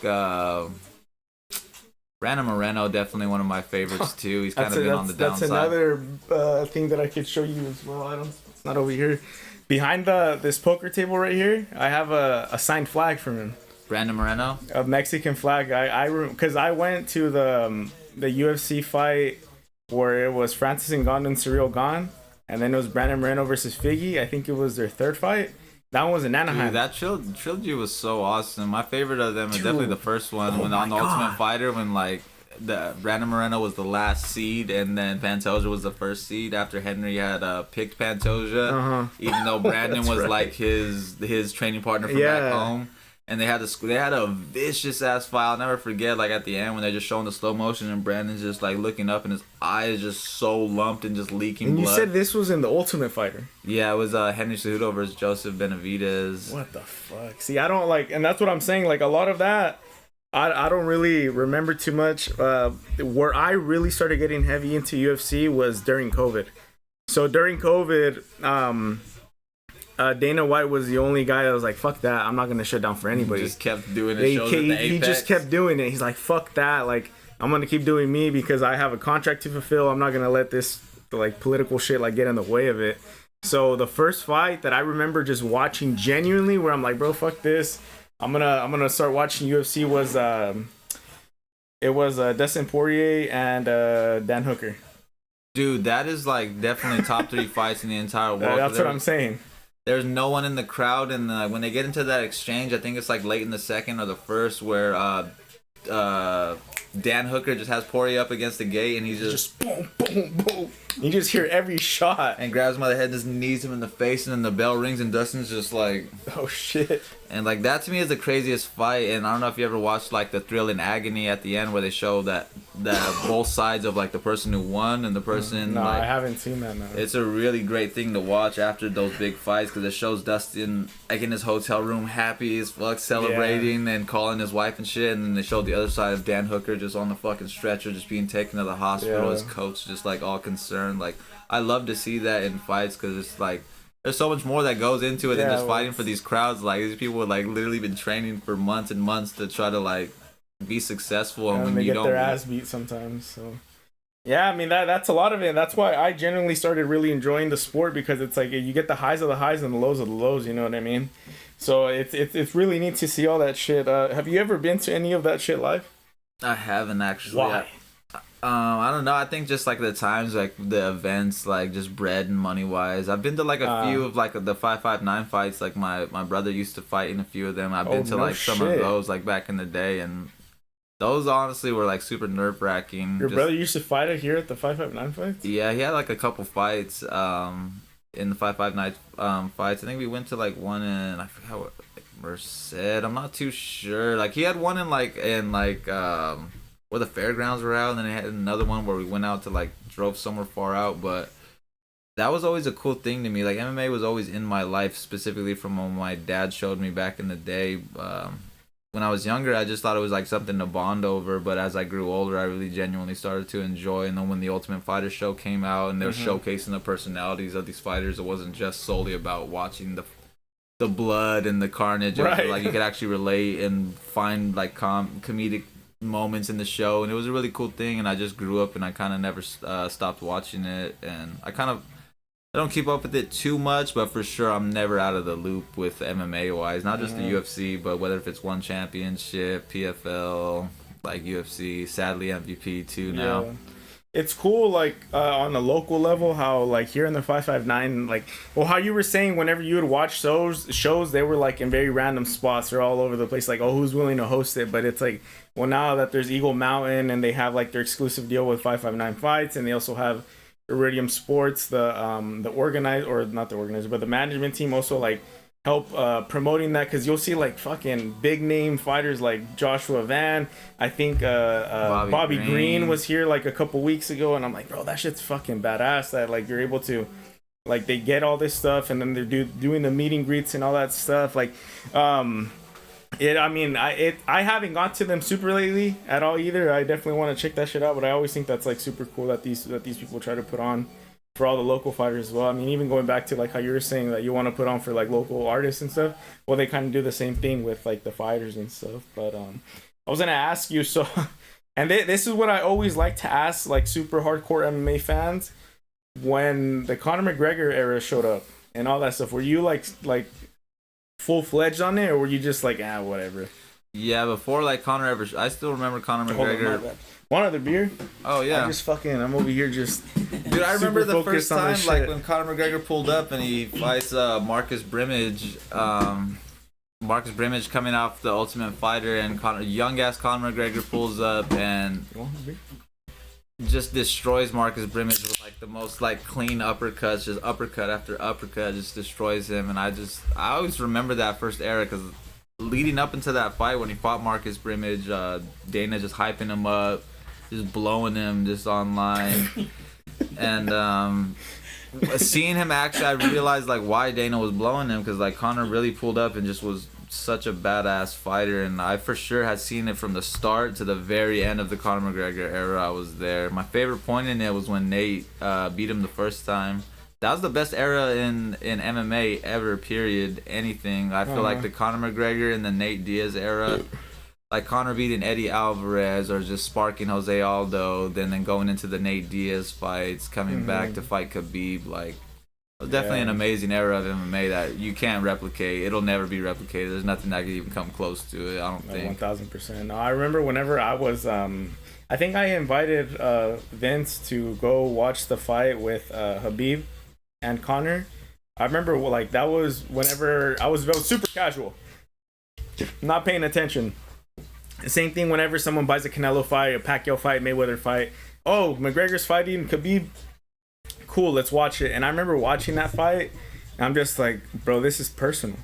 This is like fucking beyond MMA. Like this is some like real shit. And then even at the end, whenever Habib saw Dylan Dennis out in the stands and he jumps in the crowd, I'm like, what the fuck is going on? I'm surprised I didn't really get full-fledged after that, but I knew that it was very personal and shit. And there's a lot of good documentary videos where they show like the beginning and the end of that like specific era. So it's like whenever, and well, not even to like diminish the whole the one with Nate Diaz, but you said like that moment for you whenever you saw like the Nate Diaz fight. And it's funny because like I'm on YouTube too, and I see your edits, and you choose a lot of Nate Diaz. Oh yeah, back in the day highlights. for sure was editing like that Conor McGregor Nate fight was like one of my favorites. Like I would watch it over and over and over. The second one, the first one, and Nate was always like one of my favorite fighters from like since the Ultimate Fighter back in the day. And just being able to see him beat Conor, I always loved Conor, but I always wanted him to get his ass whooped because he was just like always talking mad shit. But but it worked. It worked towards his advantage because I think that's what made it so exciting. Because before then, nobody really had the element of like talking shit and like rage baiting. Right now, everybody tries to do it. Doesn't really work. But I guess before then, or always before then, like MMA was a super respectable sport. Oh, like two grown-ass men dishing it out in fucking like underwear, basically. You know, at the end of it, you gotta show respect and this and that. But it's like Conor was the complete opposite. He dug so deep into people's skin that it literally changed their idea of fighting and how they want to approach fights and shit like that. Yeah, that era for sure is like, I don't know. It's sad that it can't be replicated. I think that's kind of why I fell off towards like. There were still a lot of good more eras after like when Izzy came in and started whooping all the middleweights, or just like even Islam's era is pretty nice to watch, but I just don't have that same feel for MMA that I really used to have. Like I still watch the big fights, but back in the day I was watching every single Apex, every single fight night from the pay-per-views, tuning into One Championship, Bellator, whatever really was MMA related, I genuinely love to keep up with. There's a lot of good fighters that aren't even in the UFC, like right now. Like even the LFA or I don't know, just a bunch of I love the MMA world, but I wish it still had that same spark that it really did have back in the day. It doesn't feel the same. What do you think is missing? Just the grittiness? Just like the lack of conservatism? I think just the promotion and just Dana White himself being interested in it. I think Dana just being pulled in different directions from like Zuffa boxing to slap fight. Even like when he goes to promote a fight, he'll just be on camera just like, hey, we got like it's the biggest fight in the world and he has no expression, no excitement. Like he don't give a fuck anymore. And once he stepped down from like being like one of the main people who were running shit, I think like after selling it to WME, I feel like it really fell off, and then I stopped caring as much. It's a lot more like I don't know how to say it, not professional, but more like they're just doing it to do it. Government oriented. Like it's really like, I don't know, it's turned into the NBA to where I feel like UFC was its entire own entity. Back when they had sponsorships on their shorts and shit, it was like to me was the best era before they got into the Reebok or the Venom. And did you have a couple tap out shirts back in the day? Hell yeah. Tap out shirts slap, dude. They still slap today, even though like I think tap outs with like WWE now. I have no fucking idea. Did you have a black one? I did. I had the black one and a red one. I used to spam that red one so much. Oh, I think I actually remember. It was my brother's shirt. I took it. You and still just have it? Spamming it? Hell no. I'd wear it if I did. You just replicate it, buy a new one. I'm sure there's people online that make these shits, but yeah, so as far as like UFC and the way that the trajectory has gone now, is there besides Islam, there's no other like really fighters that you like know of? Did you watch the Gaethje and the Gaethje and Topuria? Yeah. Hell yeah, that fight was amazing, bro. I still tune into all of them. That was probably one of the best fights I've seen in a while. Was seeing just that war between them and Gaethje actually coming out on top was so dope. But watching Ilya come up for sure interested me, and it kind of brought me back to just seeing him drop Alex, to seeing him drop Max, to seeing him drop Charles. Like back to back, that was like probably the closest thing. Then Volt to, oh well, you just said Alex, right? Yeah, like that was probably the closest thing to like the Connor era of someone just talking mad shit and then being able to literally back it up was like. But you don't think he tried really hard to be like Connor? For sure. Even the tats? Yeah. For sure, the has, animal chest tat. Yeah, he has a bunch of fucking random ass stuff. But it's like sometimes it's like I feel like him being humbled like serves him good. But I also believe like fuck, well, who knows if Ilya's ever gonna be the same fighter? You know what I'm saying? Like he's gonna have to dig really deep to try to like pull himself from that loss and shit like that. But yeah, some people can do it, some people can't. Like some fights will Gagey, just trash you. Gagey's a perfect example within himself, is like being able to get knocked out by Max and then come back and still come back and like showing people that, hey dude, like I can still fight. The thing about Gagey is like a lot of people credit him himself, which is like, I'm not trying to discredit him, but his coach Trevor Whitman, he's a fucking beast. Badass dude. Like I think it's funny how Trevor Whitman's just always smiling hella big when Gagey gets knocked out. He's like that's his fucking, that's his passion, I guess. Just fighting, just watching violence. When Gagey wins, he just for real. Yeah, he's just like whatever about it. But there's very like specific techniques that I guess like he was implementing in that specific fight. But they had like the best game plan, right? And even then, like I guess that fight within itself can be compared to like the Conor McGregor and the Nate Diaz fight, where it's like Conor McGregor just fucking like double champ, just fought Mayweather on top of the world, right? Got humbled so badly. But also too, with that specific fight, I don't necessarily think it was a skill thing. It was just the way that Nate Diaz perceived it all. You know, Conor McGregor was just doing him, trying to get underneath the skin. He's like, bro, fuck you. Like, I'm a gangster. Like, fuck you. Like, I'm just gonna do me, and like it doesn't matter. And sure enough, like he exposed them, and that was probably one of the worst fights that I personally thought for Conor McGregor. I mean, I know everybody said that the Aldo fight was like the worst, could have been the worst fight for him, but I think that was the worst fight in the regards of like Conor McGregor. Like he doesn't know any fights outside of like 1 to 2 rounds. He's so used to knocking people out, and then whenever he goes up to welterweight to fight this guy, you're talking about Nate Diaz, who's like known for his cardio, known for like his chin, and it just didn't fucking work out for him. You know, did you you watch that fight when it live? The very first one? Yeah. Yeah, what was crazy is like I was streaming it, you know. But I remember like the stream cut off like during the second round, and I remember like trying to get back into it, trying my best to get back into it. And when I got back into it, all it shows is Nate Diaz just bloody flexing at the camera, and like even though I missed the entire finish, I just remember that night just not even giving a fuck. I just started cheering so loud because I knew Nate won. I knew Nate wouldn't be flexing and bleeding at the camera if he lost. So like once I popped back into the stream and I see Nate just what. I was so happy. I was like jumping around my room, just fucking yes. And then when punching holes in your wall. I was about to, and then when I looked back and I seen Conor on the ground, just like with his hands behind his head, just breathing on hard, dude. I just was like, I was so happy because I wanted like. I missed that back in the day when I had my favorite fighters fighting, dude. I swear I felt like they were my brother, and I was watching them fight because I would be nervous, bro. I'd be nervous. I swear I'd be like, one of my fighters. I'd be like. Fights. Like watching them when they were doing the bad thing, I'd be like, "Oh my god!" And like the walkouts, dude. I feel like for me personally, like a lot of the fights that truly like get to me is during the walkouts. Whenever you're like, "Oh, this is finally gonna happen," you know, and just have like Conor McGregor's fucking his walkout song, like you know how it starts off like all like, then it goes like to the Biggie song, and you're just like, "Oh fuck!" Like here we go, this shit's about to go down. I didn't even give a fuck coming out to Biggie. I think Dustin coming out to James Brown was always so sick. Pay the cost to be a boss. Hell yeah, that shit's fire. Dustin Poirier for sure is definitely my favorite fighter. Nowadays, I feel like when fighters retire, I just start hating them because I feel like they just start saying some stuff that I just hate, and like I don't know, because they're all washed out. I don't know. Dustin Poirier for sure was my favorite fighter to watch fight because no matter what fight he was in, it was just straight hands every time. No matter who he was fighting, no grapple, no wrestling on the ground, it was just straight hands every time. Yeah. Even with Islam. Well, Islam's super unique. I want him to win that fight so bad, dude. I remember just watching it at the liquor store. I was going with my brothers and I was just watching. And which one?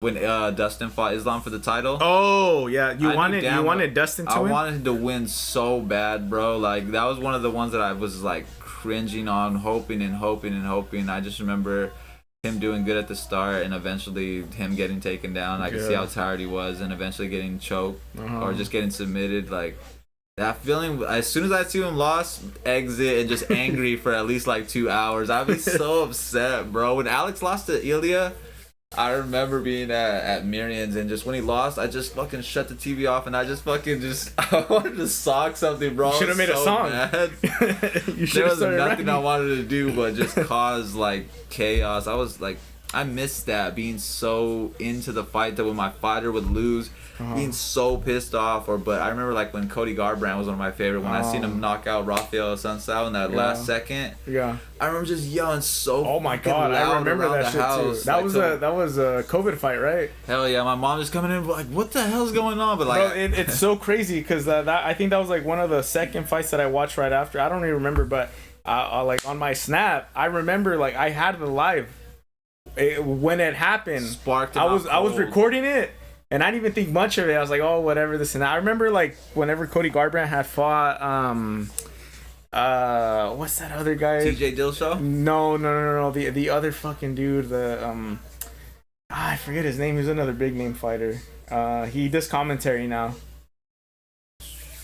Cody Garbrandt. Oh, Dominic Cruz? Yes. Whenever I saw that, like, because I remember that one was also getting shown, like, a lot, like, in the news after. I'm like, oh, this is a badass fight. But he beat the dog shit out of Dominic. Yeah, well, he was dancing in front of him, too, and all that shit. Yeah, I'm like, yeah. But that was a championship fight, no, wasn't it? Yeah, that was the first, when Cody won the championship off him, and then sadly he took the 2 L's to Dillashaw back to back. Yeah. But, like, were you into UFC or like MMA or whatever when Joe Soto from Porterville made it to the UFC? No, I remember that story where, like, I think who was it? TJ Dillashaw was supposed to fight Hanan Barao. Okay, and then out of nowhere, like, oh, we need a replacement fight. Literally a day's notice, and Joe Soto went out, and he was the first fight of the card. Yeah, and they tell him, dude, you want to be the main event and fight for the title. And what's crazy, dude, my brother legit training with Joe Soto. My brother has been training with Joe Soto, like the one that was doing the 559 fights down at the garage in Porterville. He was training with Joe Soto, knew him, and like it was like a thing in the house. My whole entire family just gathered around. We watched the pay-per-view, bro. We were so excited, and especially my brother. That's like his damn training partner. Yeah, well, no shit, yeah. And we were watching it, and dude, I remember watching it in the living room and Joe Soto whooping TJ's ass. Just whooping him, I swear. For the first 5 rounds, Joe is just dominating. And dude, we're about to have a UFC champion from fucking Porterville on a day's notice. We were so happy, so hyped, and like we're coasting. Omar's happy as fuck. And I remember getting into that 5th round, I think it was like 3 minutes or something in. TJ does that his signature kick where it looks like he's going for a hook, but he leans more and throws the head kick, catches Joe, and I remember seeing Joe just like all off balance, and I remember just like, no, standing up and just being so scared, and just seeing him trying to survive and losing, and just the whole entire house going so quiet. I'll never forget that moment of just like being so close to having that. I can't imagine how he felt, but no matter what, it was the sickest thing ever. Like, he was in there just whooping TJ's ass for like 22 minutes. Yeah, Joe Soto, like, that's what I'm saying, bro. Is like, I really wish I was a part of like those early days and shit. But I mean, I didn't care too much about it. I was doing my own thing. But I seen him like literally, dude, like 2 months after that TJ fight, bro. I seen him at like this gas station in Porterville that's over there by like the Rite Aid. And I remember I was literally just going in there to buy some burritos. What, the Shell? Yeah, the Shell. And I was standing behind him in line, and I was just like, the line was pretty big, so I was like, dude, I'm trying to work up the courage to tell him. And I remember I finally just went up to him, and I'm like, I talked to him like, oh, you're Joe Soto, right? I'm like, my brother's Omar. And he immediately was like, oh, that's your brother? And then like we were talking for a bit, and I just remember letting him know that I just thought it was hella badass, and like his entire career, and I got to talk to him for a bit, but it was really cool. And it's bittersweet. I feel like anything in life is so bittersweet. Like everything is. Yeah, well, it's because like how we were saying, you're gonna have the highs and the lows of everything, right? Like someone's biggest high and their biggest low might not be like, you're not gonna think it's much, but to them it's like that's it, right? So it's like to us, right? We're natives from Porterville, shout out. And it's like, to us, we see like Joe Soto as like this fucking famous dude from I like wanted him Portugal. to win so fucking bad. And but to everybody else, it was like, you know, like they don't care too much about it. But it is cool to even like have him like in general to like just to be there, fighting a motherfucker for the championship out of Porterville. Not just like, hey, you got a couple months of, it's literally that date. Hey, do you want to fight the best in the world for real in 19 hours? If you would have got that call, would you take it? I can't put it into terms of a fight. I wouldn't fight TJ Dillashaw on a year's notice, but if it was like a show, I would for sure. But a fight, hell no. Fuck, dude. What what made Step you on the scale? weighed in at 110 pounds? This fool's under 30 pounds. Hey, so I made weight, right? Yeah, okay. I was gonna ask you, like, obviously you have like besides the music stuff, you have like another huge passion with like MMA and stuff. Like, well, your brother, you said he fought. Well, why didn't you want to do it? I did want to do it like here and there. Besides Doyle. I feel like Doyle Fight Night. I feel like you just gotta have that passion. I have the passion for music to go through anything, but when it was with fighting, like, dude, I don't want to get punched in the nose over and over. I can't be doing this. But like my brother, like other people who stay in it for a long time, like they don't see that aspect of like they're not worrying about getting punched in the nose, and I feel like that's probably why I couldn't go far. That and to like skating, it goes hand in hand. Like I wish I could have gone farther in skating when I realized, like, dude, I'm not gonna grind this rail that's going down like 13 fucking stairs. Like that's when I'm like, okay, I gotta. Why not? I just don't have the balls in me to do it, and that's when I feel like you really realize what you want to do. Because for music, I'll crash out on stage and be embarrassed, and I'll still come back to it. But like, because you're not gonna get punched in the nose. Yeah, or like I'm down to keep putting time into it. I don't care what happens. But as to like skating, like, dude, I don't want to get hit. Like I'm worrying too much. I don't want to break my leg, break my arm, hit my nuts on the bar. Like there's so much variables, and I feel like when you're an MMA fighter, you're a skateboarder, like the top tier, they're not worrying about that shit. They're confident in being able to grind down this rail. They're not busy being worried about what's gonna happen because they already are confident in their skill. I feel like in music I have that, but in other areas, nah. Like I'm not gonna go fight someone for money. No. Remember your for a meal? Your special move? Which one? Squeeze the stomach? Oh yeah, that might work. Wait, hold on, we gotta explain.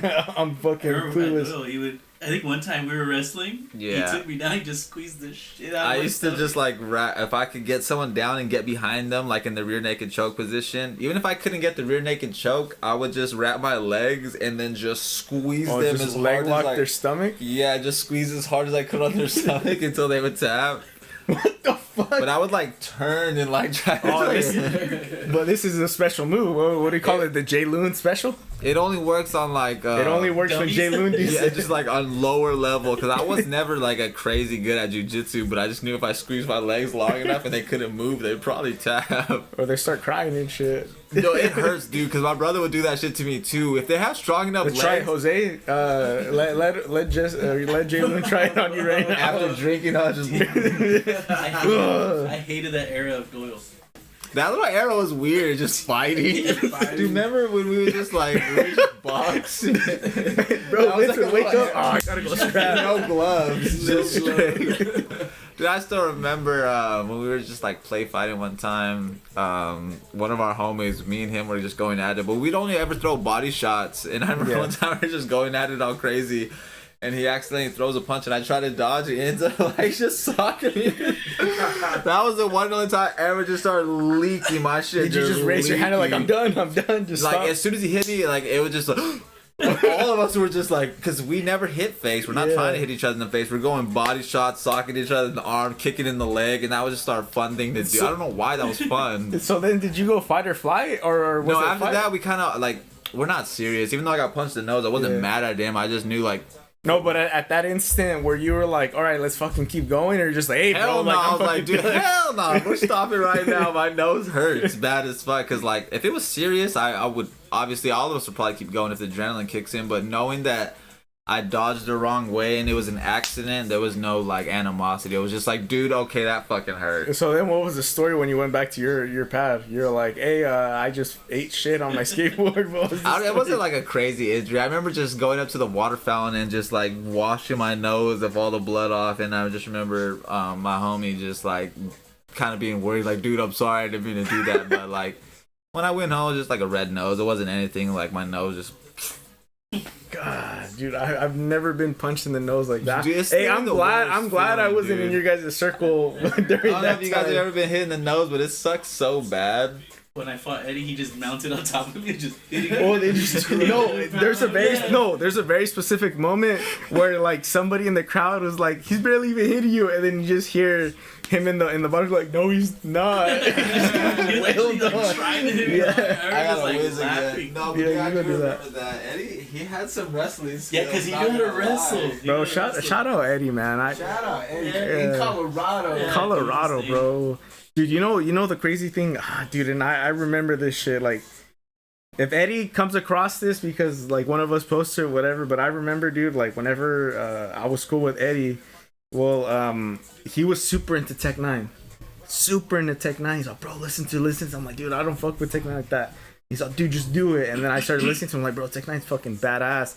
And then like maybe shout out Tech 9 too. Back Yeah, in the day, bro, that was one of the only like super big underground artists with Andre Nicotina as well, like people who never went like super mainstream that were like the kings of underground, at least to my knowledge. I mean, I might be wrong, but I remember like maybe a couple years ago, like I posted a story and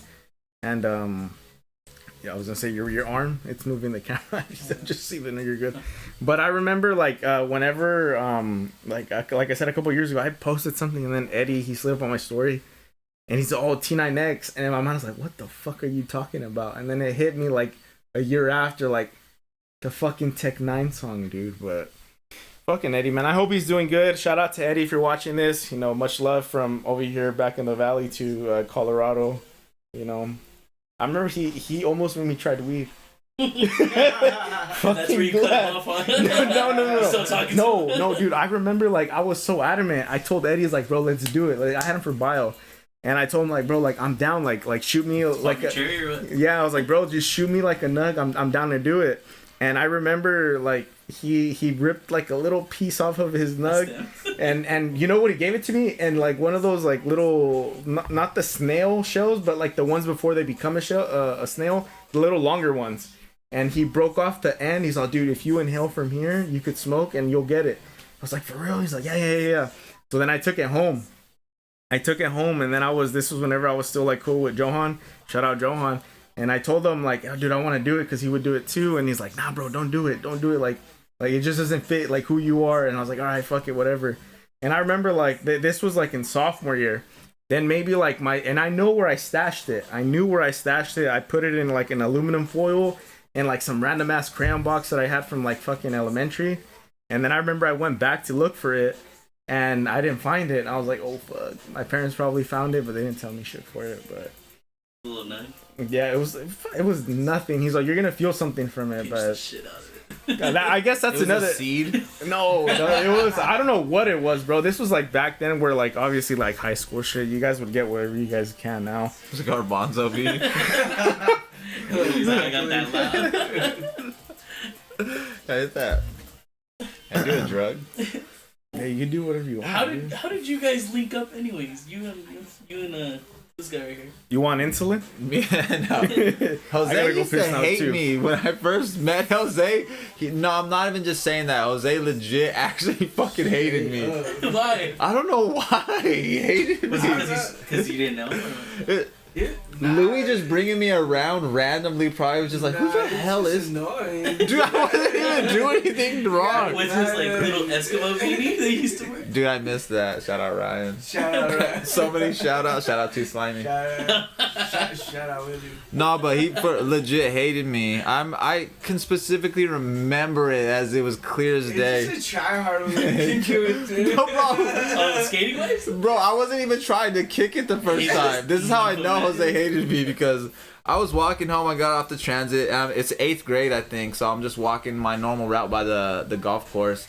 And out of nowhere, some car just whips by me and just pulls over right in front of me. And Louis gets out. And he just gets out. He says later to the people who dropped him off, I swear to you, he comes up to me like if he's known me 1,000 years, bro. It's the cool. This is probably top 3 moments in my entire life. Shout out Louis, man. He put Louis. a lot of people on. For real, Louis linked up. He hella put a lot of domes. people on. I don't think I ever met him. From the site, all he did was just see me and pull over and take a chance. He did not know me. I never knew him at all. I was And new to just this ruined your neighborhood. life. No, he actually made it way better. I just moved into those apartments, so I'm barely on this new route of getting off the bus and walking home from like right there at Murray's Park to the apartments. And that car pulls up, he gets off, and he gets out. And I remember, I swear, the first thing he tells me, he just walks up to me and said, "Hey, those pants are hella cool. Where'd you get them from?" That's the first thing What he were you says to wearing? me. I was wearing some gray pants that I had got from like Hot Topic. You know, at the time it was cool.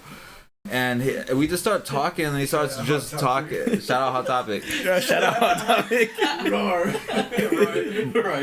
Oh god. But he's just like talking about like just my pants, and then we get onto the skating thing, and he's asking me like, you skate? You got a skateboard? He's like, do you want to come skate with me and my friends? We're gonna go skating a little bit.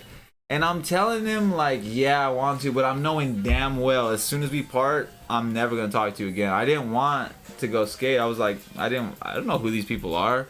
I told him that I lived at those apartments. I'm like, oh yeah, I'll meet you at Doyle. I was not gonna go. Before you skated. This is before I rapped. I was skating, but I wasn't very good at it. I didn't have no one to skate with. I just wanted to be a skater. I knew like an ollie at the most, and he told me, yeah, just meet us at Doyle. I did not go. Or he told me to meet him at the corner house. I didn't go. I was staying inside. I went to go play Black Ops, I think.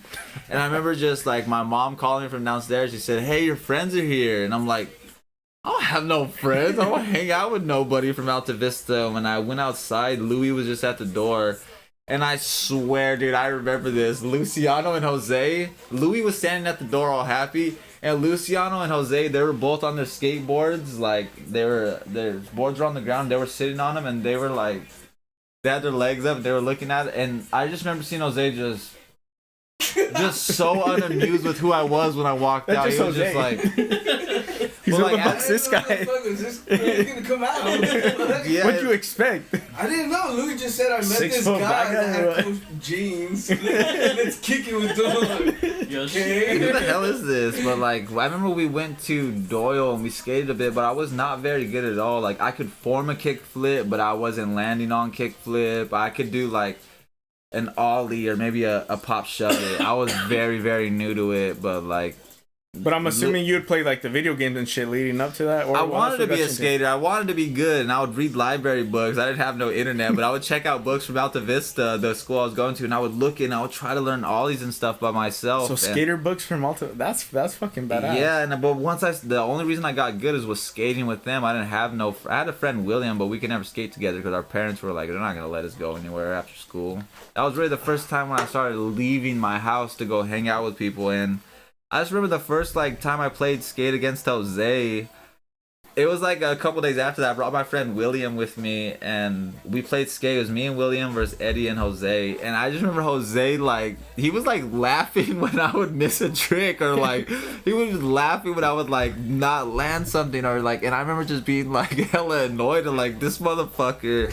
I remember me and William got him like an S or a K, but Jose and like Eddie skunked they whooped our ass, like. And I remember leaving that day like, fuck, they're way better than us. Like, William was better than me. He could do a kick flip, a heel flip, so William was kind of carrying that. I could do like a big spin at the most was my best trick, but I think Eddie just hit it instantly, so it didn't matter. My best trick was just gone. I think William got him like K or something, and then they just whooped our ass. But after that, we just kept skating, and then I just remember towards the end of when we stopped skating, for some reason, me and Jose were the last two who were still skating. And even though we weren't like the best friends, we were actually probably the furthest from it. We were the last two who were still down to keep going skating, and it went from us two going to skating to just like watching YouTube or just chilling at his pad. And I think that's like when that little divide of like, who the fuck is this, like, changes when we actually were like, oh, let's just hang out. That's important. That's like Jlooon lore right there. Yeah, because it went from like every day, like me and then like our other homies pulling up to Jose's and just chilling in the front, and then little by little, it was literally just like I was the only one pulling up to Jose's pad still down Well, to that's chill. what I was gonna say, because I remember like in high school we had like the conglomerate of people that would pull up over there by where we would kick it at, over there by that little place where you buy food and shit. And then I remember it was always you two. I was looking at you guys like the Cheech and Chong, for other reasons too, right? But I'm like, dude, these guys are like fucking like tight as fuck, you know? I didn't even know you guys were into skating like that. Oh yeah, people move away. And then just get into like relationships or just like Damn, so people women just stop fuck it up, skating. huh? Yeah, women just fuck Hey, everything moral up. of the story. Yeah, hey, anyway, if you're in high school watching this shit, just don't date. Just don't date. Skate with your bros. Stay with your bros. Because I Pretty do. good stories. for Yeah, later. Dude, I would not change anything because me and Jose, like, I can remember just like so much chill times of just getting up and just chilling from morning to when our parents got home. We had to like jam and be normal kids again. But, like, Just turning off normal our phones so they don't call us no more. literally just chilling and not just like, dude. I just remember like the very first time that me and Jose started getting like closer. I could remember it clearly. We were on like his computer in like the background. We were playing this Mario game, but it was Mario. But this time, he had a shotgun for some reason. And me and Jose were playing that shit for a while. And it was literally just Mario. You go through all the same levels, but he has a gun. And just shoot everything. Just blowing fools' heads off. What But we the were playing that for hella. And we would just try to find different games to play online. And then it went to just like watching crazy ass videos. And then it just spiraled from Shout out to that. mini clips. Yeah, mini clips. That little skateboard game. I think it was called Sam Skates. Dude. But that Mario game was so badass because it was literally just no jumping on turtles' heads. You would just shoot the shit out of them. Every level the same. Hey, the turtles are like, all right, I'm gonna get this one. Like, oh, what the fuck? Get 12 gauge. Dude, I'd never forget that because that shit was so fun to me. Holy shit, dude. Was Jose like one of your earliest best friends? They Yeah. still are best friends. Bro, they had a pact together. You know? Remember you guys used to be O and F? Yeah, after Alta Vista, like, a lot of my Alta Vista friends kind of just like got dragged into different But directions. you guys met in high school, huh? Yeah, I didn't meet him. Oh, I met him in 8th grade, but really started like in high school freshman years when we really started hanging out more. But like 8th grade is when I first got linked up with the Doyle crew, and that was me coming from Alta Vista and like meeting the Doyle or like the Pioneer crew. We would just skate at Doyle, but that was like my first instance of like, because I didn't know where I was going after that. Like in high school or in 8th grade, like I never hung out with anybody outside of school. My mom didn't really want to let me go anywhere, but I think that was when I fully started like learning, okay, this is fun as fuck to be outside all day. I was gonna say, I was like, bro, like me growing up, it was the same way. So whenever I'd see like all you guys kicking it like outside of school and shit like that, I'm like, maybe I shouldn't be mixed with these guys. Then when I got a license, everything changed. No, like spending that like the summers Outside every day. the hottest fucking dick outside, but we're still everywhere. That shit was Do you remember? Not the last Halloween night. That one's like strictly no. But the first one. Which one? Do you remember the we were no the junior year one? The junior year one. I mean, you know what? We were egging. No. kids. Nah. Yeah. We not that one though. That's not the one that I'm trying to bring up. I'm sorry, y'all. Do you remember? Do you remember Comes Y'all scared? I'm sorry. I'm not scared. We're all old. Okay. It was Hold me. on. It was- Oh no. Okay, hold on. Let's backtrack. Junior year, not senior. Jedediah. The junior year one, where we actually went think I was there. Yes, you were. Wasn't he there? That's the only junior year remember. one. He was baking a cake. No. The year Baking before the that. cake is what I'm talking about. Yeah, that's I not don't what think I'm I talking was there about. for a second one. Yeah, he was. Or am I tripping? The one where like, oh, ya están grandes. Oh, He I don't was think there for so. that one. was Yes, that Yes, one. you were there. Because we hung out twice. Yeah, this was the junior year one. I think that's the one where I left early though. No. Yes, Jose, he was there. Not for the I wasn't there for that. I like you were that night. That's the one he's referring to as. Yeah. Yeah, this was our Because junior he was year. with us that night. Yeah.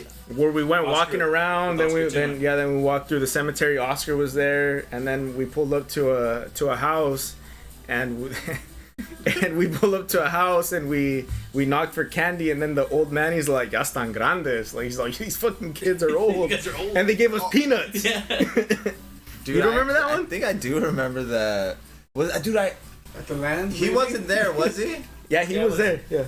No, I think I have a different one. Because I remember one time when me and Jose were walking, like, over there by Santa Fe, Vince sent you a text of the Exorcist's face, and it was just yelling. I remember, like, Jose opened it, and me and Jose just started taking it. We took off when we seen it. Like, we just started booking it, because, like, you just sent him a random little gif, and when he opened it, it was just the Exorcist, just the scariest face, and it was nighttime. I don't know what the hell we were doing out there at night, but, like, we just started booking. I don't know where we were running. He still had the phone in his hand screaming, and we're, like, booking it.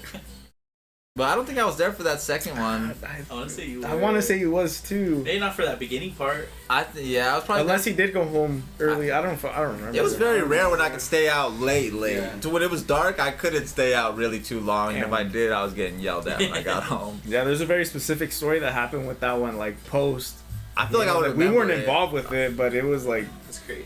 I mean, yeah, Jose has more of the lore behind it, but like some shit happened at night where it's like it was just really scary. Jose, you want to speak up and just explain? Which one? On the corner. No. Oh, that one? The last one, we don't even know what happened. Yeah, we're talking about that one. Yeah. The corner of my house. We were just chilling. Jlooon had just took off like 30 seconds maybe, and like it was Ivan, Vince, me, and we were just chilling in the front. Maybe midnight, 1 a.m, and then we just see this guy walking down the street. And just gunshot after gunshot after gunshot. Not for sure wasn't there at that. You had just dipped out. I'm glad I left. And you just hear this guy just screaming for his life. That's like, crazy. And instead of helping You them, guys they are just like went 14 inside. out there. You have like 14 or 15 out there. I remember we didn't even drop right away. nah, we just didn't even understand. And that guy Y'all just still picking through your candy. I want to say we were, bro. I swear. And then just like after that, just like cops, the copter, like the chopper, everyone just showed up. Still eating Tootsie Rolls. I remember spending the night at Jose's house. I didn't even go home. I think we even ditched school the next day. The next day we just played Tony Hawk's Pro Skater 3 all day long. just ate Dude, candy. those are the best days ever. Like, dude, those are That honestly was so awesome. awesome. Just staying home and playing the game. That's so bad. PlayStation 1? PlayStation 2? Yeah, it was a PS2, yeah. PlayStation 2. Dude, There wasn't even online back then. I know. dude, I still remember like that was like some of my funnest times. Like, you know, I would do that a lot when I was younger, but like even like when we got a bit older, just like being able to just like chill with Jose. I remember there was some times where he would come over and we would just drink and we would play this game. It was called Mega Baseball. Bro, and he would whoop my ass so bad at it, and it would piss me off. Like, I legit would, like, for real be infuriated, but, like, trying to, like, not be mad, but, like, it would be competitive for a bit, and then Jose would just be, like, and the characters were so ugly. I think that would make me more mad. That seeing his ugly ass character just hitting home run after home run, and then I just couldn't catch the ball. I'd be so fucking mad. I'd be like, put on UFC right now. I just couldn't beat him at that little baseball game. But it was honestly one of the funnest things ever because we would just like drink, just chill, and then slap on that little baseball game. But it was. I just remember that night being so mad. Because he just kept, every time he would go to the bat, just home run. And there was no, you couldn't catch it. You just have to watch his character just run around. Fucking fireworks. You can't even skip it. Yeah, you can't skip it. You just hear the little song play. You just see a slow-ass, ugly-ass character. Because it was the worst graphics ever. And it just pissed me off so much. And then when I would go up to bat, just like, I would hit it. Just strike his ass out. It was like a little-ass butt. Like, I didn't know how to hit the ball. You guys got to run it back. Shit, gotta run. I eventually was like, dude, let's just be on a team because I couldn't be in it. And then me and he would be on a team and we would be trying to play against the game on expert and then they would be whooping our ass crazy, bro. Like the expert, just boom, home run after home run.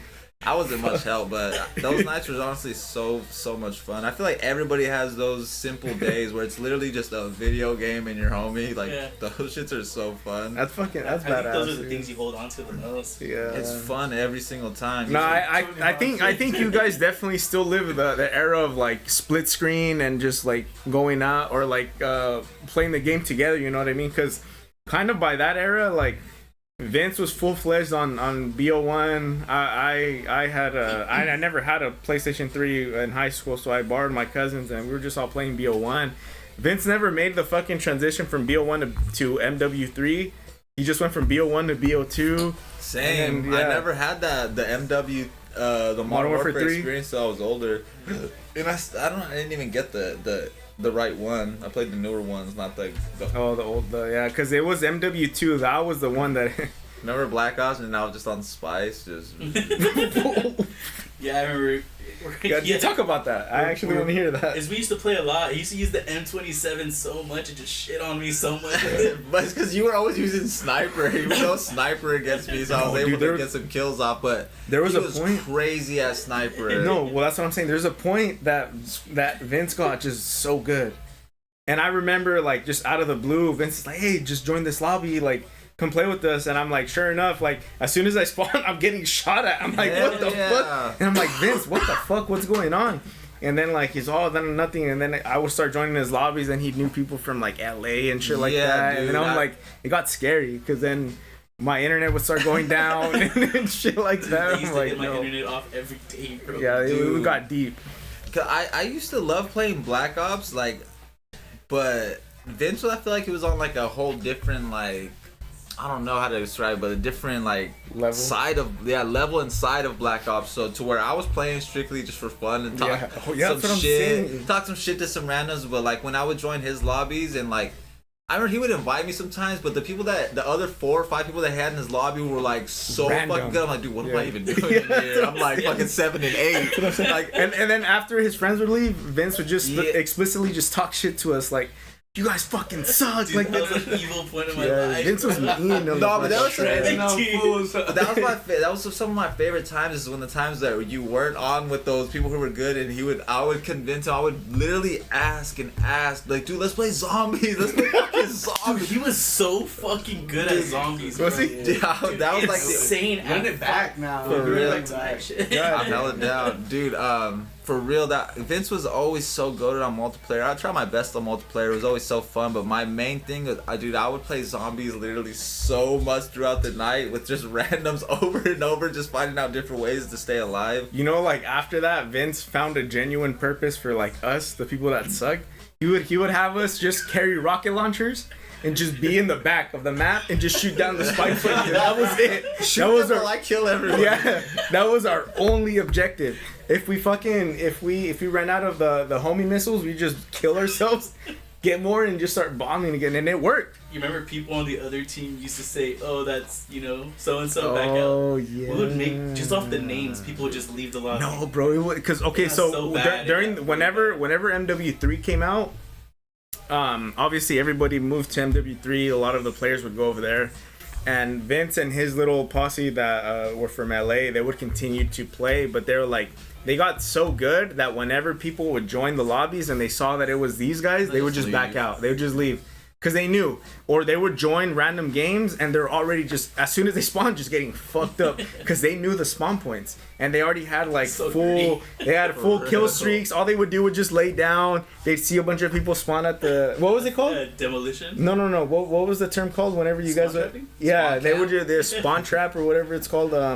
And that's all they would do. So it got to the point where being so good and killing everybody and getting max kill streaks became boring to them. So they're like, how can we reinvent the game? And what these guys did, I don't know who came up with it. They started making these like specific like accounts. They would make these fake accounts because they're like the good people would make their accounts look all super crazy. And they're like, oh, that guy's good. They'd have like a bunch of capitalized letters, lowercase letters with like dashes and a bunch of crazy shit. And what they did, they're like, let's just make simple ass little accounts, and when we'll just like start up new. So they would make troll accounts. The troll accounts, and it'd be like super fucking like like super plain. It could be like Limit Texas, just like lowercase, Just all one basically word. the name that the system gives you. For Yeah, the start. exactly. Yeah, Springy almond. yeah. It'd just be like something super plain, and all of his friends from like that he would play with like got those accounts. And they would all play as those accounts, just fucking shitting on people. And then eventually got to the point where those accounts were like, oh, here we go. Like, here's these fucking guys. Yeah, and they would just leave, dude. Like, that era was fucking crazy. I miss that era. Even though Black Ops 2 and 1 are back, it's still you can't feel the same as it did when you're back in the day playing. Right. Like, they're still talking shit though. Dude, dude, it was Hella so funny. shit. I just be the other day. Worse. Dude, the other day somebody had got a kill cam. And he's like sniping somebody, and I just turn on the mic real quick on the controller. I'm like, you could tell he's not comfortable with the sniper. I was like, you could tell he's hesitant. And just trolling. And he's all shut. And he just starts cussing me out so crazy. I was all, don't be mad, because I know that your hand's shaking when you're trying to get. And I'm just like saying some bullshit, but it's so funny to me because I miss that. I would do that so much back in the day of just like trolling and then trying to get somebody to come 1v1 me. Because I always felt confident back. If we were going machine gun for machine gun, I felt pretty confident, but if we were going sniper for sniper, I was getting my ass whooped every time. I think 1v1s became super popular in like the MW2 era before yours, like where the quick scope was a thing. I was never a good quick scope. I remember the community was hard scope. I remember. And then they would watch the kill cam. Hey, he's hard scoping. What the fuck? I was like, like, what the fuck? I remember I'd always tell people, I was like, what do you think they're doing during war? You think they're literally... Dude, he was rage baiting before it was even a thing. Like, he was so good at rage baiting. Dude, I remember that was my favorite thing to do back then. I used to like rage bait until people would come 1v1 me, and like I would just do it to random people online, and a lot of the times I would win, but there were some times where I would lose, and it was hella embarrassing. I would just get mad shit talked to me, because the people who would join, they would have their homie join with them, so then I have two people shit talking me at once. That's what I had used Vince a lot for, like post, all that stuff. I remember like Shit was so fun. whenever I would just randomly play some of like my cousins or whatever, I'm like, hey, give me your best guy. Oh, he already gave me. You already have one? What? I'm like, I told him. I told Vince, I was like, hey, come join this lobby. And he's all, okay, who am I? He's all, who am I playing? And then you'd play like everybody that thought that was good, and you just fucking shit on them like it was nothing. I tell him like, bring your best guy, and they'd be like, oh yeah, this is our best guy, and everybody would hype him up like, oh so and so, and then I'm like, all right, Vince, come over here. Dude, let's play. Let's play. You gotta let still me know do when it, you're gonna no? be on. Yeah, every Wednesday night we play Black Ops. I play every. If you're still up tonight, let's play. Yeah, I'll be I literally will get on. It's on you have it too. That's right. Is it still like I'm only playing 2. I'm only playing 2. Oh, I got 2. I don't have 1. Is the community still like deep like that? So bad right now, bro. It's worse. I'm telling you. It's like old heads coming back. Yeah, Are you talking about cussing wise? Oh yeah. Oh, that's fun to me. That's what I wanted, because you can't do it in the new ones. I remember the first time I started dropping immediately my favorite but I couldn't slurs immediately voice banned for 7 days. Like, I'm like, what? This isn't Call of Duty. No such thing on Black Ops. Yeah, as soon as you get on Black Ops, like you can go there and be like, hey, I hope everybody's prospering and having a good day. Shut the They're evil on there. Think of everything that's happened like in this world from 2012. Dude, yeah, they got a lot more material. Yeah, so much more arsenal, like ammo. Everything just bottled up, and then the new kids coming in trying to express their feelings. They can't hang. The new kids can't hang. The people I be dropping cleanly, I know they're coming from Black Ops 6 or 7, because there's some people I be destroying, but earlier today, they're fucking me up bad. I had to get off. Dude, the player cards too. I still got my old lighter player card. Oh, that one was tough. The Bic, yeah. It's just the Bic with the flame. You made it? Yeah, I remade it again. I still remembered exactly how to make it. I remember there was a way that Vince and I would copy. Yeah, we would steal. There was like a whole code, and we just. No, someone did that to my lighter player card. I was hella upset because they did it mid match, and I could just see them with it. I'm like, that's not funny to me. God, I worked hard. No, it's like, and it's unfiltered. Like, they really don't care about. It's like Black that's Ops good, but that's also too like what the. Hey, it's like the old COD, and it's just, such a. You just see dog after dog. All you see is a bunch of mics just moving. It's beautiful right now. Damn, bro, it's crazy. Dude, I swear, whenever I hear two people arguing in the lobby, I'll just pop on them. I'll just press unmute, because usually I have it muted on the controller, but I'll just pop and I'll be like, I'll just say some dumb shit to just try to piss them off. I'll look at the name and be like, you know this motherfucker's right. I was like, why you being a bitch? Just say something to just piss them off, and then I'll mute it, and I'll just listen to them argue. You're just laughing. It's so hilarious, dude. It's so fucking funny. Dude, my favorite is when I don't even have to cuss, like when the kill cams, I just like to comment and be like, you can tell he's hesitant with that gun, or just like something so light will piss him off. You can tell he's not comfortable with that gun. God, dude. But people trigger so easy, especially the older heads. They'll be like, shut the... And their favorite is the instantly the shut the... And then just whatever slur comes out. Right. I think I know. The bad ones. The bad ones. God. They're versatile with it lately, though. Hey, so anytime you guys need somebody with the Strela in the back, just hit me up. Yeah, you're a god with it. I had a gold. I had diamond. Remember, I remember these guys would help me get a diamond launcher. They're like, hey, what do you need to do? And they're like, oh, I need to take down like certain load stars. And then Vince, I would join a match naturally, and then Vince would join me, hoping that he was on the other side. He would drop the load star, and then I'd just be in the back. Okay. Ting, ting, ting. I wouldn't even shoot. I'd just be floating it. Dude, I remember you were trying to do that for me, but I was just like, dude, I can't do it. I remember you just gave me an account. Oh, I yeah. can't just have this. I gave him a hacked account one time. Like, max everything, huh? The Repper. I still remember his name was, the account was called The Repper. But dude, on Black Ops 6, I was actually playing, when it first came out, I was playing Black Ops 6 heavy, every day. I remember I was getting a bunch of the guns golden. Like, I was like, as soon as I got off work, I would just go home immediately on Black Ops 6. I would play multiplayer until Miriam got home, and then our other homie, Vegas, got home, and then we would hop on zombies. But it was all solo? Or whenever you'd play online, it was just solo, just by yourself? I would just hop on online and just try to see what I could do, try to level up, unlock stuff. But my favorite is always zombies. It's the funnest thing to me, especially since Transit is back. Me and Jose were playing it the other day. I was at Jose's pad. No, BO2. We were playing against the bots on veteran mode, bro. Dude, I used to love doing me and Jose versus 6 bots on veteran. We ended up taking them out, but then we switched it to 7 bots on veteran. Nah. They kept beating us. They kept beating us by like 7 kills, bro. But like they were going hard. As soon as you popped up, I swear you'll literally. They have their guns like that. On the kill cam, just like aiming on the gun. Dude, like they lock on. Dude, like the wall will be right here, and you'll literally just be like. And it's just your hair. For real, just super precision. Bro, unlock on hella crazy, shoot them out, and they're just one time. Dude, my all-time favorite shooter game, Apex Legends. I have put thousands of hours into this game, bro. Like I've like it's at least nearing 3,000 hours of my life that I've 3,000.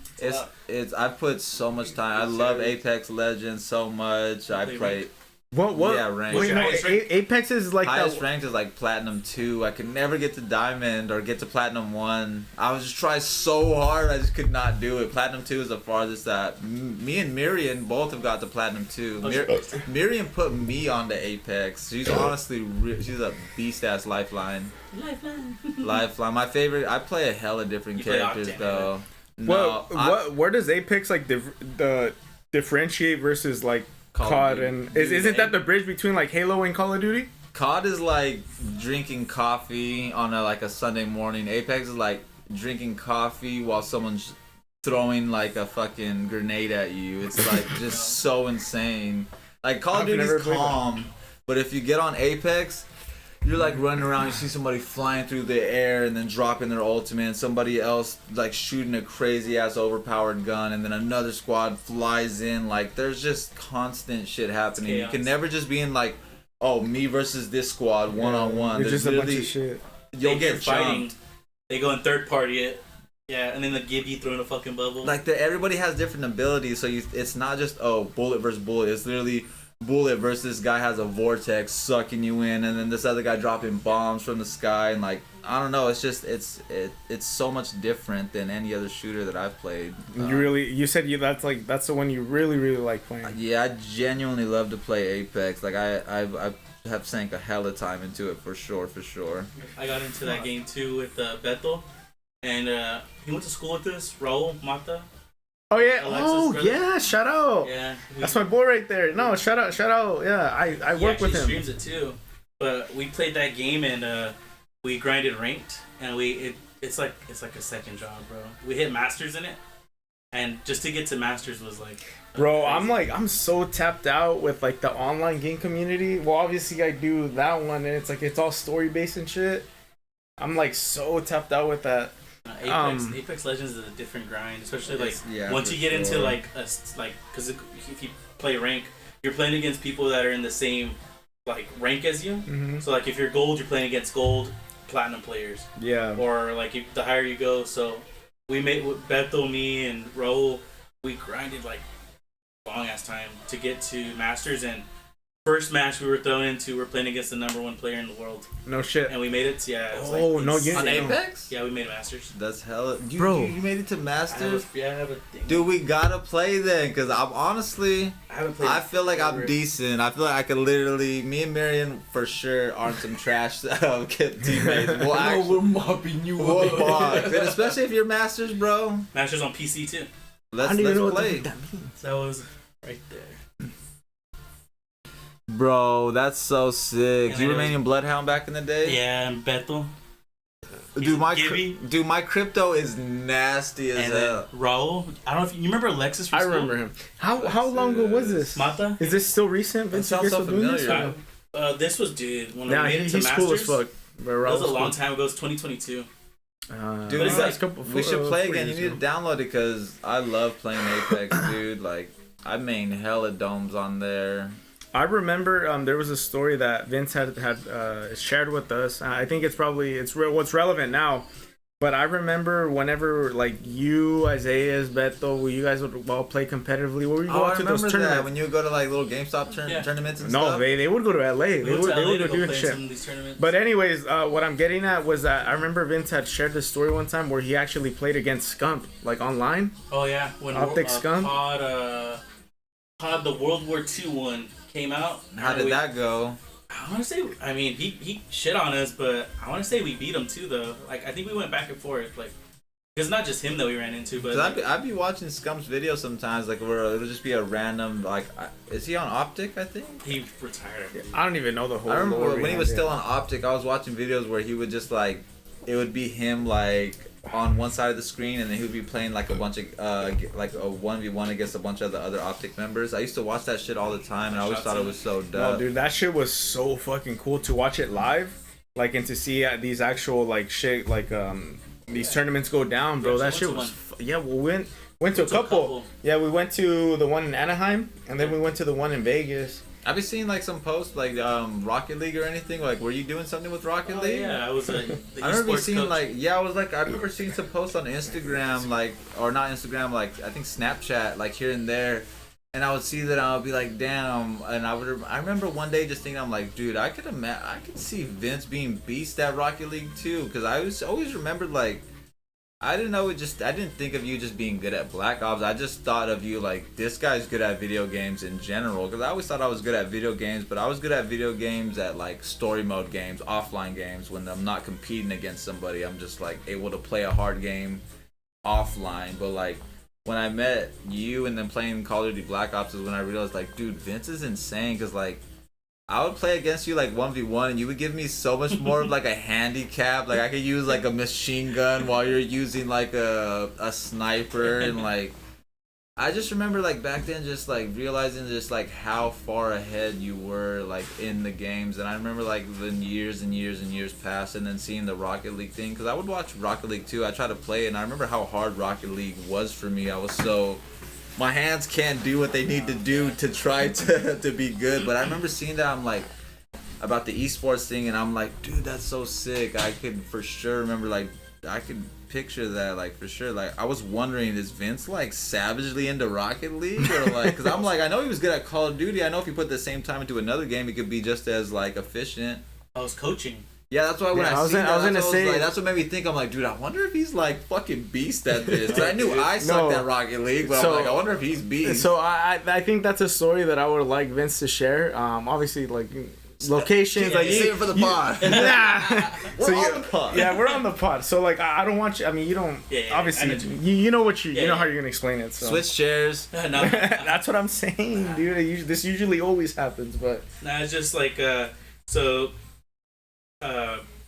opportunity arose that the county that we live in, they finally started branching out Start into taking esports serious. Yeah, because like they started realizing like how much opportunity there is for a lot of the kids in our area. I mean, realistically, a lot of the kids they don't want to go to school, or they don't really. They're not playing sports necessarily, but they're good at other things. It doesn't got to be necessarily physical, and it's Hell ridiculous because like some of these kids that I coach, like I don't even coach. I just have to tell them like hey, you need to talk a little more, like very minor things. Coaching matters, bro. They have the skill set though. It's crazy because like what these kids could do at 6th grade, 7th grade, 8th grade, like gaming wise, is like beyond like what I think I could have ever done at that age. But it's because these kids they go home and they hop on the game, kind of like what we were doing with Call of Duty. They just have nothing else. Yeah, but what's crazy is that for a long time that was seen as like you're wasting your time. Like, dude, what the hell is this? Yeah. But like, there's so much more that goes. It's not just like sitting on the game being a zombie. It's like, dude, the reaction time, the communication between teammates, or just like being able to read situations. Like, dude, that has to be acknowledged, and it has to be like, you do the same thing in basketball. But like you're just doing it on something virtual. It's just like that's just as important. I feel like it's a lot more mentally tasking and efficiently like trying to like react in those certain situations, because I feel like you're not only reacting in your mind, but your hands have to also be communicating as well. It's really crazy because like I mean, studies have been done where it's like people who played games growing up just ended up being like better employees in general in the workforce, because they have so much focus. Yeah, because you have like, right, whenever you play a game, like at the core base, it's like you're presented with the problem. The problem is, well, I need to acquire so many kills in an X amount of time to be able to win, right? So there's your problem. You got to get good at it. So they're saying that like kids, or now in our generation, like the ones who grew up to play games are naturally just better employees in general, because when you throw them out in that like specific scenario, they're able to like coordinate, problem solve, and just figure shit out just in general, which I think is fucking super cool and like really intriguing, but if you're able to like get into a more of a serious scenario with gaming to make a living off of it, I'm like, bro, that's like you're hitting the holy grail. And that's what's happening right now. There's a lot of people that are, I mean, our generation, when we were playing like in high school, or like even younger people, it was like very looked down upon. They used to think like, oh, you sit there, you're frying your brain or whatever, or you're not. Yeah. Especially older people don't understand. And now they're catching on because they see now that there's opportunity for these kids like to go to college, because there's like millions of dollars being given out in scholarships to kids to go play video games, like for colleges, and it's like it's a real career at the end of the day, and it's not just for strictly gaming. It's also for like people that work in the background, like the broadcasters. Yeah. There's scholarships for that. There's scholarships for people that do like all the like electrical stuff, or even like setting it up, people that market it. It's like a big career thing, and a lot of the older generation, they're seeing like, oh, there's dollars to be made, and I think that's where the investments that our county's making. Where do you think was the transition? Do you think it was like because I didn't see it like that. Whenever we would go out to those tournaments, I felt like you just had to be good, then you just got an opportunity. Do you think like it was probably like post Fortnite and all of that stuff where it's like people really made it mainstream? Obviously, like when you had like fucking Ninja, then you had Drake also sponsoring those streams, and it's like, holy shit, there's like a whole level of like profitability, obviously, because that's what they care about. You know what I mean? When do you think was like that turning point? I think when streaming came around, when it became popularized, and when they started seeing like young kids like Booga winning like hundreds of thousands of dollars coming from Fortnite. And I think that's where like a lot of the the kids started persuading their parents like, hey, like I'm really good at this game, put a lot of time into it, I could make a career out of it. And I think once the older people started making like that connection, like, oh, like my kid can really do something, I think just little by little like that started to bleed into other people's minds. And it starts at the top, of course, like what's allowed, what's not allowed. Right. And I think that's where it's all changed because of, I think COVID does have a huge role too in it, because that's when a lot of people started staying home, a lot of kids, and I think that's when parents started realizing like, like, yo, my kid's really good at this game. Let me not just invest money into them, like buying them this nice setup, but also invest my time. And I think that's where driving them to like. But it's like so wicked though. Like the amount of things is like that you need to check off before your like elite level is so crazy to me. Because it's like if we bring this back to like whenever we were playing and shit, like well all we needed was internet, a console, and just knowledge and just to be good at it. But it's like whenever like 2018 time, like we were tripping off of like fucking like download speed. We were tripping about like fucking certain settings. Yeah, and we were just like we got to make sure that we're good because then we're gonna pull host every time off of a local server that we're like local to you, and then everybody else they just couldn't compete. The millisecond of like lag time meant a lot. And I didn't think about it like that, but it's like whenever I was getting more into it and I was actually watching, I was like, what the fuck, bro? Like, it does. You have people... Then we would buy specific monitors and shit like that. Like, it was fucking... Yeah, controllers. Like, it was fucking just crazy. I feel like the gaming... That's like his realm, though. Like, that shit's fucking wild. And there's so much of, like, the gaming aspect, too, of, like, it's not just, like, the shooters, too, because I just remember following, like... the fighting, like the Smash Bros scene too. I don't know if you ever followed it. Oh yeah, but Smash Bros. Smash Bros scene or like the fighting game scene. I was like hella into. Even I was never. I honestly am not that good at fighting games, nor do I even like them outside of UFC. But I remember just watching so much of this one YouTube channel that just detailed so much of like the fighting game community, like Ninja Killer. I don't know if you ever seen Ninja Killer. We come from like Mortal Kombat. Or like Sonic Fox, or I remember just watching hella people from like the fighting game community, and I just remember watching this documentary about Ninja Killer. Like he was like this beast online. He was hella beast online, but everybody was like, well, he can't do that at LAN. And like he was young, so he couldn't travel. He was too young to travel. So that just reminds me of that, like how you were talking about the older people when they started like finally understanding. That little documentary I was watching, it like a detail on how like his parents like started giving him like actually understanding him, and then instead of like not giving him the opportunity to travel, they started driving him to the places so he could compete, and they realized, and it opened up so much more opportunities. But it just reminded me of that. I remember just sitting in my room and watching that documentary, and I just thought it was so cool. Like he was a badass online. But everyone was telling him, like, dude, you couldn't do that in person. Mm-hmm. But then when his family finally started driving him out there in person, like, he was just whooping motherfuckers' asses in Mortal Kombat. And that's what I think is so cool, because it's not just about music. It's like anything you devote your time to, you could literally make something out of it. Whether if it's like, that's an example, like literally playing a video game has honestly provided so much for people's families. Like, they've done so much off of literally pixels on the screen that they're controlling with something like that's insane to me. So it's not just like music or sports, it's literally anything you dedicate your time to. You could genuinely make a difference and make something happen with it for sure.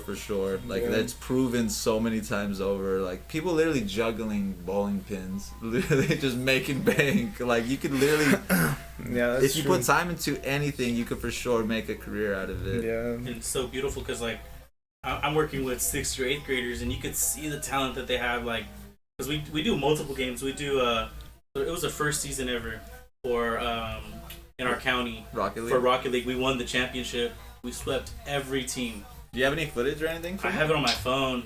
Dude, that's so they sick. Like swept every team to the point where it was like I kind of felt bad for the other teams. Like, hell no, I wanted mercy rules. You just gotta keep the foot on their neck, because our kids were up like 8-0, 12-0, like 7-1. Like I just felt bad. Like they demoralized other teams. They ended up winning the championship. And then we played Brawlhalla. I don't know if you're familiar with Brawlhalla. Me and Miri played Brawlhalla for a while. That game is super tough. It's a lot of it's a big skill set that you need to have, and some of our kids were like literally 2D Smash Bros. Yes, but it's like very fast paced. It's like and then all the characters have different like little moves they could do. They could pick up like swords and things like that. I was playing it for a bit. Kids that were really good at Rocket League and the kids that weren't good at Rocket League, it kind of flipped over when we went into the other season. Okay, now we're good at Brawlhalla. Yes, that's fucking crazy. It's crazy. Brawlhalla's fun. I think you would like Brawlhalla. It's a fun game. It's a little ass character just boxing motherfucker. But you only have like every week the rotation switches. So the map is different. The characters that you can pick are different too. So like whenever we scrimmed, like say the previous week we played with like I think it's like 8 characters or 10 characters, something like that. the next week you scrim, it'll be 10 different characters, 10 different maps. Like on Forza, imagine like racing with your favorite car, like, and you're able to just be comfortable with it, but then just 1 week, nope, you have to race with this car that you don't know nothing about. And that's cool. That's what makes that game a lot different, because like they have to be good. Makes it even all around. Yeah.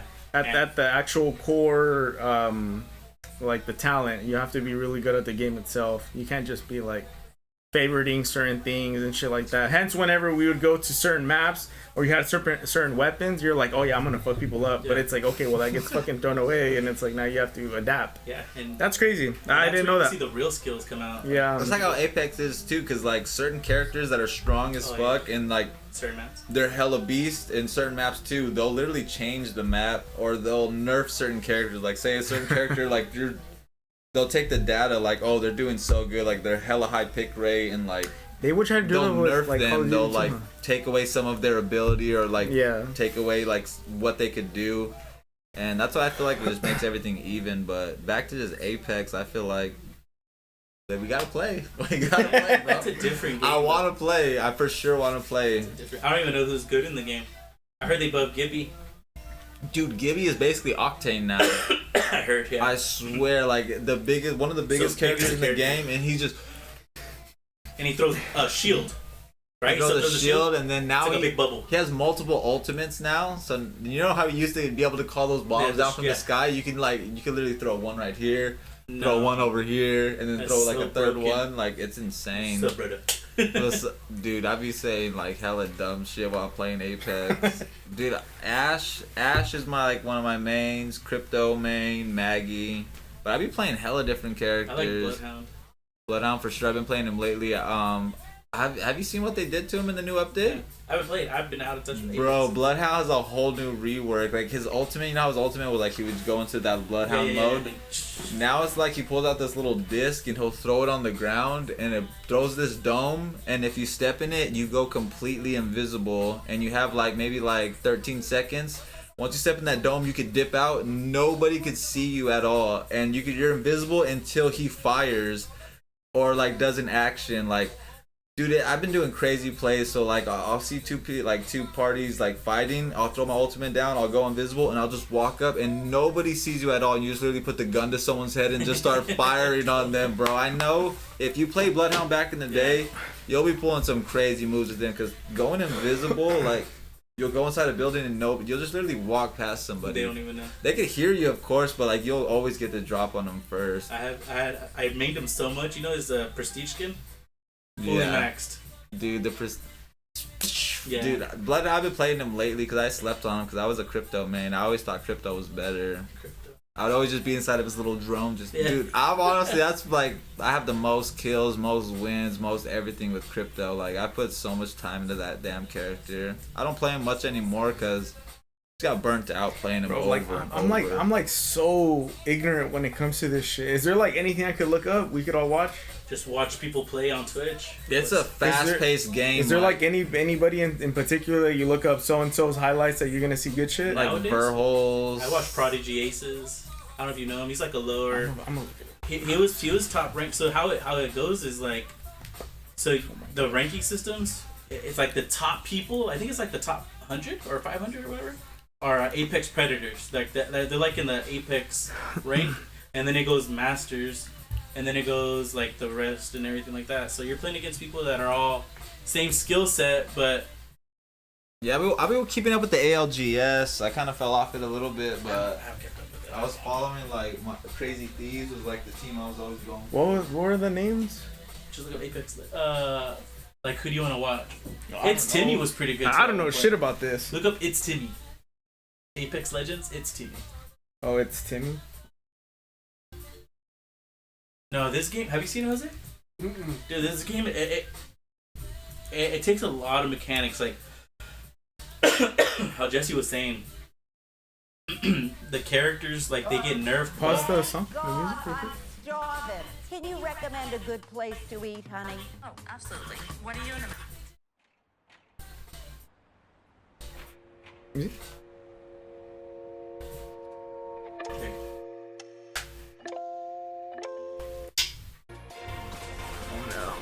Try to throw this shit off big screen.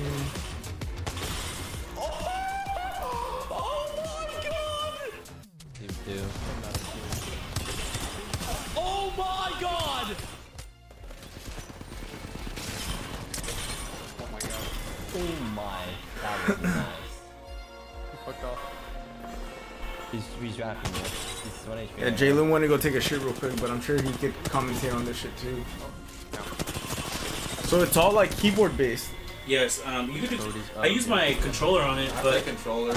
yeah, I played my controller too because I don't know if you still get aim assist with controller on PC. I mean, back in the day there was aim assist. That I always love watching the arguments on what's cheesier, Yeah. PC or controller. So what is like the choice? Is it keyboard and mouse? I or don't is think it... I'd ever be able to play on mouse. I honestly think it'd probably be harder on But mouse what? and keyboard. Oh, okay. But That's what I'm saying. Like, what's better? you could do more on PC like mouse wise because like when you're on controller, I don't know if you can still move around and loot or you have to just stand there and loot. No, you can move now. You can like move okay. around. I'd be like healing and trying to grab stuff off the ground. Okay. Yeah, because I remember when I was playing, I usually used to just stand there and loot, kind of be like a sitting duck. Yeah, you just see me swapping the shield and everything, but Alright, so Jlooon, I want you to commentate on this shit because I don't know anything about So you this game. see, look at he's bombing on people. Obviously, his homie's down right here. Sometimes when you get knocked down, you're still not fully dead unless they blast you. You have the opportunity to pick him up, but as you can see, he's fighting like 3 different people. He just did his slingshot. That's because his character's Pathfinder. That's his ability. He could shoot grapple hooks that could like sling him across like the map. Oh no. And it's very fast paced. Like everybody has different abilities. Everybody's doing something different. It's really fast paced, and you guys just gotta really be thinking on the fly. Different guns, different things that are effective. But you drop into a map and like you have guns, just like regular guns, but then you find attachments or like bigger mags or different scopes. You gotta look and loot for different items so your guns could be more effective. Like you don't just start off with a badass gun like in Call of Duty, how you can build your class and you start out your loadout. You just drop into a map with no weapons, no anything. You just look for everything on the ground or in buildings. And you just kind of build as you go. But is this like this is like Battle Royale? Yeah, Battle Royale. Oh, okay. Yeah, I was gonna say that was a huge thing. Battle Royale. I think everybody wished for it, and then whenever servers were capable of it, it's like, well, this is what it went to. I feel like it's like Battle Royales. You gotta really stand out to be effective in it nowadays, because there was so much Battle Royales coming out because everyone wanted to make a new Battle Royale. But I feel like Apex Legends is one of the few ones that have like stayed for sure and withstood the test of time. Like Apex, Fortnite, Hub, I guess, is coming back kind of hard with the Naruto collab. That's actually kind of cold with it. Battlefield, their Battle Royale 2 was actually slapping. I don't know if you ever hopped on Battlefield, their newest one. Slapping really good. Damn, so all this is definitely a thing that you're just like, you fuck with, huh? This is like for another sure. Like outside of world. music, I don't do much else, but if there's one, dude, I play video games savagely. Like I play more of offline story mode games more than I do shooters. If I'm gonna play a shooter, it's gonna be Apex every time. But I definitely feel like I'm well versed in video games. Like that's a topic I'd love to get into right now too. That's where my niche is at. Yeah, I mean, I don't know if you knew, but Dumzo Danino, that's like something that I do on the side too. On YouTube specifically, that's something that I definitely do a lot, but it was all like story based, and I would play a lot of retro games too, like the shit that I would grow up playing. Like what kind? Like what games? Oh god, my fucking catalog is like heavy. Dude, I didn't do that one. I didn't do that one. Don't get me one. started on The Witcher, because dude, my catalog is crazy vast. I feel like I put on so many people to different video games. It's one of my favorite things. Like I could start from like The Legend of Zelda. We could go to like Cyberpunk, to Uncharted, to Crash Bandicoot, to Jack, to Ratchet and Clank, Kingdom Hearts. Holy shit, yeah. So a lot, like some of the games that you just mentioned, I actually do. I actually cover. The Last of Us, Resident Evil is like my favorite series of all time. Resident Evil is my all-time favorite series. Disco Elysium, like DS games. Even the Nintendo DS had some crazy games. I'm not a big story mode person. I love story mode. Like you can play music. I was trying to put them on the last time. Remember? More like sports. It's because where the fuck's my phone? Red Dead Redemption. Some 2K. Crazy. to get those slap for real. They really do. But like the story mode games will really. But then again, I love just like some wacky games like Cuphead. Oh yeah, yeah, that one's fun. Yeah, no Cuphead. Cuphead, It Takes Two, Split Fiction. I love Yu-Gi-Oh as well. I'd rather play it physical than. If you got cards, I'll battle you anytime, any day. We could do a whole fucking thing behind besides this. Let's do it, cause we'd have to plan with it. I was gonna say, look, I'll bring my cards. I'll tell you, bro. Yes, I'm not even fucking around with you, dude. It's so rare when I meet someone who's down to duel. Yeah, but you know what? I'll tell you though right now, like I'm very old school. Like the whole like fuck all the duel, fuck all the links, fuck all the pendulum monsters. I want to do base Yu-Gi-Oh. Bro, I'll take that match on. So no cyber links, none of all this little pendulum. So what I pointing? No. What I would do whenever like did you play music? Just play a song, whatever. Play a beat, freestyle right now. But what I was gonna tell you though, right now is whenever I did the rip and sip is what we called it, like earlier it was late last year. We would drink beer. Can I get yeah, that's exactly what it was. Oh yeah, you can play it. But I have another mountable camera right here. Oh, yeah. That like we could like watch it go down. So it's like if you look at the table any day, anytime. How'd you get into Yu-Gi-Oh? Me? Yeah. Since I was young, dude. Since I was literally in first grade, I've been dueling. Look. Oh, what the fuck? I didn't even see that. Dude, I don't care if you have 7 of the Blue Eyes White Dragon. No, I'm giving you an example. We'll squab. I'm just giving you an example. No, those aren't legit. No, we gotta duel. Those aren't legit. Hey, we gotta duel. Have you ever? Because this is a game that I covered on my gaming channel, Dunzo shout out. So Let's game do Master Links. Oh, that's like the most modern one though. Like everybody plays on. Did you ever play Duelist of the Roses? Chess one. It was like the weird chess. Is that the old school Game Boy one? No, this was on the PS2. I don't think I played that one. But I remember I covered that one on my gaming channel. That one was really fun. It's super unique because there's no other game like it. It's like you're playing chess but with Yu-Gi-Oh cards. It's kind of crazy. I don't think I played it, dude. But we gotta go head to head in Yu-Gi-Oh because the only person I ever duel is my older brother, and that's the only person I ever duel. Hey, show the camera. But on some real shit though, no, I'm okay. On some real shit, yeah, Yu-Gi-Oh's my shit, dude. But like old school, I don't like none of that. Cause if you watch a modern day Yu-Gi-Oh like match, the first turn is like half an hour, like just dude. When I get on Duel Links, I swear, like I'll put on the show, just getting it ready, cause I know my turn isn't gonna come for 30 minutes. I hate the new age fucking game, cause I'm not exaggerating for comedy, bro. If they get the first turn, all you see is just cards just. Yeah, that's annoying as fuck. And you're just sitting there just like, okay. And they're just drawing cards, just setting monsters, sacrificing monsters to summon monsters, sacrifice the monster you summon to summon another one. Yeah. And you use my shit. And I swear they're doing that to stall you out because they can get experience if you're just like, dude, I want to sit here, let me quit. And you'll back out, they'll get the experience and get the win off of you, disqualify yourself. But the old school Yu-Gi-Oh is literally just who can fuck each other up. Now it's who really crazy. Who can just outlast each other and be more annoying. I hate the new Yu-Gi-Oh. We do that episode 2. I'll mount the camera right here. We can we'll literally have cards. There'll be a camera right here showing what we got, and we do that.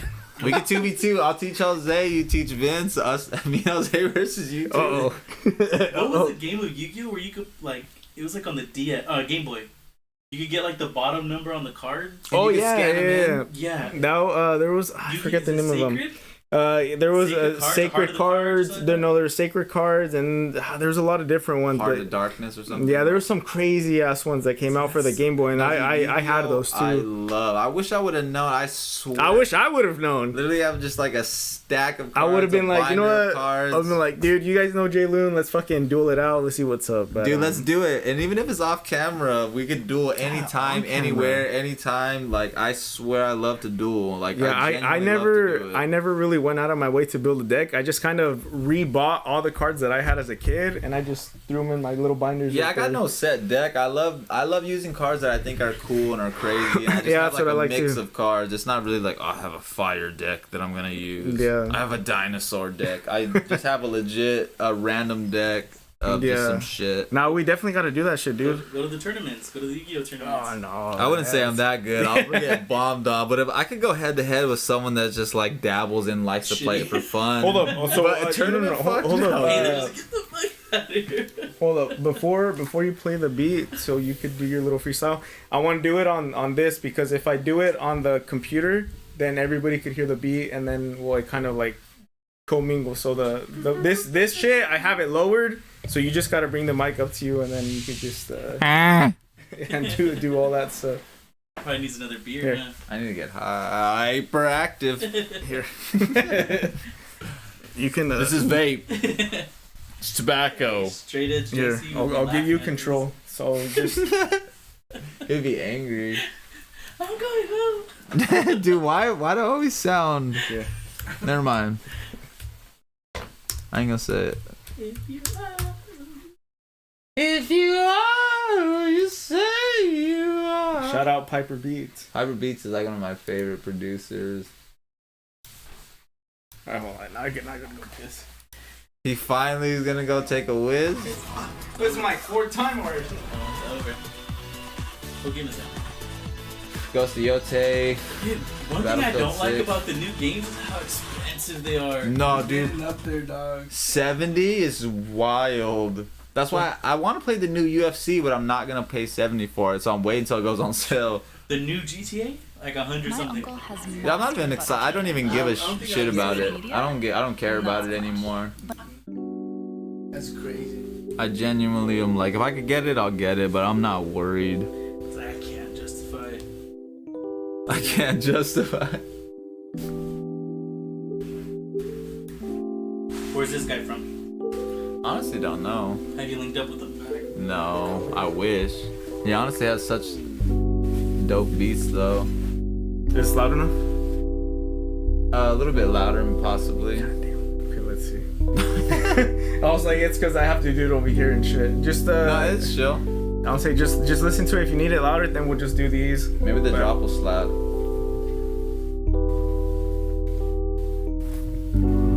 Shout out Hasbullah.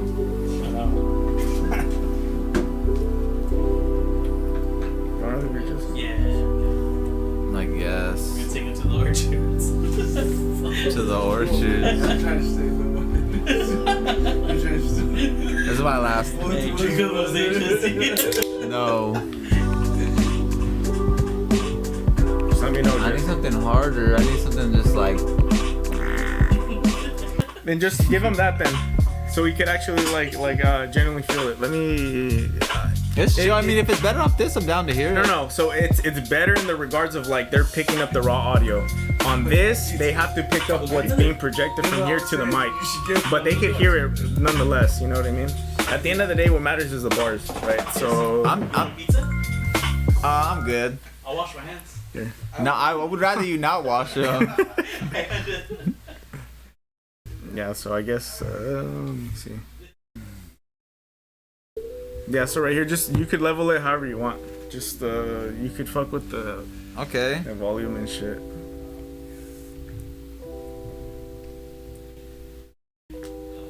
Hey man, but again, thank you for coming out, dude. I feel like this is dope being here. Long overdue. I told you, I was like, bro, this isn't traditional. It's like, obviously at first I'm like, I want to get my agenda out, but I mean, wherever it goes after that doesn't matter. So.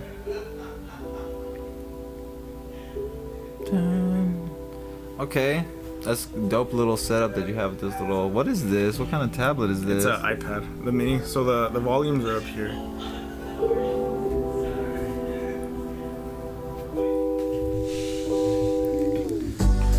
Whoa, whoa, whoa, whoa. We at Gonzo's. Yeah, we at Gonzo's. Yeah, we at Gonzo's. I thought I told y'all I beat the beat up like bongos. Hey, I'm gonna do this one time. Yeah, eat pizza, recline in the same old chair. I thought I told y'all you wanna wear with the same rap that I've been inside of. It's like I do the shit in spite of everything that you looking at me like I've been right here the whole damn time. And I remember seeing my dad just straight up lying, and I remember seeing my dad straight up supplying hella drugs, hella meth in between the mattress. Obsessed with that life, and I don't know what's going on, but that sight always seemed to creep up once. It ain't nice, yeah. Let me tell y'all, I've been from that same old poor city, the same poor town. You know that every day the 40 gonna drown out all of my emotion. Every single time I get up in the morning, all I ever wanna do is just smoke, and I roll a blunt. I hope that I could cope, yeah. Roll it once, and I know I need another dose, and it's like once uno and dos, and we try to bring it back, but we know we just a ghost in the same old hip-hop. The industry don't give a fuck. I thought I told y'all I'm just a stick in the mud, and I'ma let them know that it's set in stone. And every time I hope that I could just make it home, because I keep on buzzing. I try to drive, I hope that I can make it without a DUI. I know that I gotta tell them that I've been right here. We light years past the competition. I thought that I told you I need light beers, but if it's dark, I'ma grab it, I'ma spark, I'ma keep on acting like I've been right there the whole time. I know the world is just gonna go stare, and I remember back borrowing money, yeah, cause I needed gas. I know that Jose had my back, but I know that I've been broke. I know that I don't smoke unless I'm gonna have something coming in my mind. I know 100 times, I know 100 lies, I know 100 times I thought back to my past. I knew my dad would come back, but that border gets harder to cross when you're older. I know my life is. Whoo! Where the fuck does that come from, dude? That's a different fucking skill. That's what I'm saying. That's what I was trying to figure out earlier.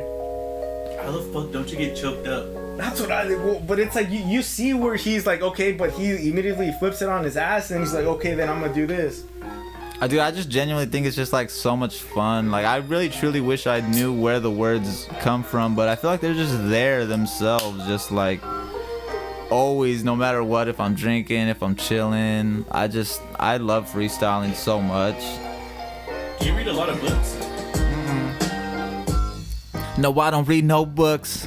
We make food, but I do not cook unless I'm on the beat. Thought I told y'all that I've been right here. I'm supposed to be the soldier that can hold us on both of my shoulders. I thought I told y'all that I'ma be right here one time in my mind. I'ma let them know I put liquor and Sprite. I'ma get as drunk as I can until I can't see the night. I'ma let my mind just drift off. I'm gonna rap till I'm pissed off, cause the rap game don't give a damn about me. I remember when I was a little kid, I would swing, I would backflip, I would act. If this life was better, maybe my mom would be an actress and have the life that she needed. And I just know this life, I can't repeat it, and I can't be conceited. I know that I don't need this. I know that every day I keep on smoking weed. If I get as high as I can, will I ever come back down? I don't know, but can you turn up my sound? I'ma keep on rapping. I couldn't imagine, I couldn't fathom a life if I wasn't Adam or Jesse. I know that I gotta do it, I know that I gotta be ready. I'm steady hitting that same old magazine, we loading up. We got a clip, weapon inside of my mind, and you could get a glimpse of the same lifestyle. B-O-1-2, homie, I know this game is never done. We could load the memory card up, we could spar, it's just a part of us. We were never far, I'm a Spartan, the way I'm kicking people in the chest. And I've been so depressed, and I feel like I've been pressed. Everybody that ever listened, I gotta be telling them, like every time I know that I've been under a spell, and I've been inside of my mind, and I never try to unwind, and I always try to decline anybody that really wanna offer me money, cause I do it for love. I thought that I told you I'ma choose all the above, and if it's A, B, C, D, you can see my CD spinning any single city that we be in.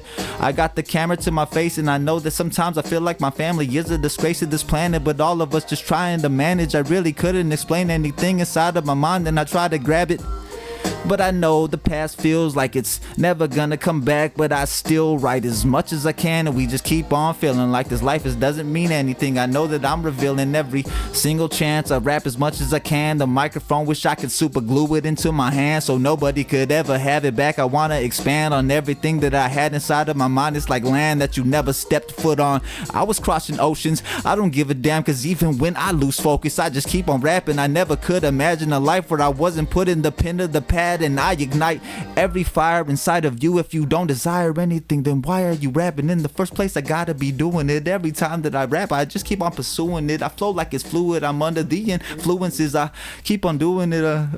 That is impressive. I don't know how the fuck you do it. I don't know. Dude, I used to rap with Jose. So like back in the day, I would just have Jose just picking beats, and I would just like be bugging him to like find a beat and I'll freestyle to it. I remember doing that shit hella back in the day, and I just never stopped. Blended beats. Shout out. Going on. That food used to go Bro, I wish we would have. Dude, I wish we would have known about this because I used to like to make beats. I have a fucking keyboard over here. I have a keyboard right here, dude. Like melodies and like making beat production was definitely a true passion of mine. I just obviously live. You could always bring it. Yeah, right. You used to make it like in 2012. But I just felt like if I would have like my production and then I could feed it to somebody to do something with it, I feel like dude, that would be, we should spark it up again. Yeah, I gotta dig deep. Okay, Melodies are there. Nah, I can't just do it fucking on the spot. Just play the I'm different. I'm different.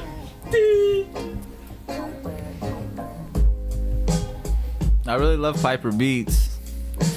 I really love Piper Beats. I remember going with my mom and dad to the old swap meet.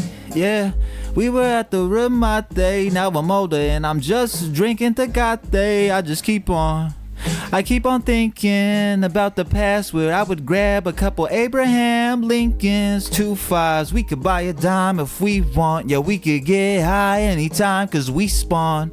But we just camp cause we kill anytime that they pop up. I got the FAMAS. I really wanna tell y'all that it's gon' bust. I really wanna tell y'all that we took the bus back to Menachie. Yo, these people are snatches. Yo, these people are pussies cause they ain't ever really rapping. And I remember back, we just had a magic trick, but we would never show it, yeah. I feel like Chris Angel, or sometimes when I slam people, I feel like Kurt Angle. And I'ma let y'all know I'm supposed to be the dopest, but I always write the prose. I'm a poet, and I write down those poems, but they keep on pouring the drink, and it's so dumb how they never really wanna see me. The industry would rather sleep on me, but I played the Ouija board when I'm bored just to talk to my old friends because this money just can't afford to bring them back. The past is gonna overlap and I relapse as the universe time lapse, and I see the whole time that I had in my mind, and I really like to play all my old rhymes. I remember Gonzo,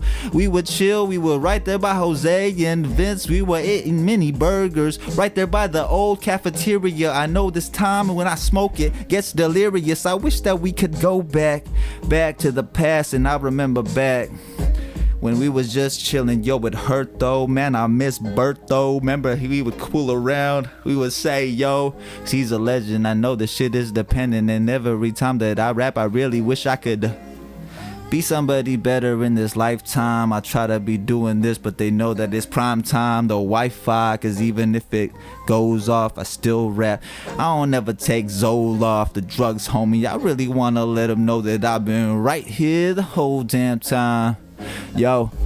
And if the beat's gonna drop back, catch me with the UFC title around my waist, yes. I feel like Anderson Silva, the spider. I might do this every single time that I gotta reignite this. Ooh, ooh, ooh, yeah. We just gotta grab that belt, yeah. Yo, we just gotta grab that belt, cause it's the best win that I ever felt, yeah. We just gotta grab that belt, cause it's the best win that I ever felt, yeah. Yeah, we just gotta grab that belt, cause it's the best win that I ever felt. Where does this shit come from, dude? Hey, dude, this is actually clean as hell. Yeah, well, it's legit. It's a legit replica. Featherweight champ.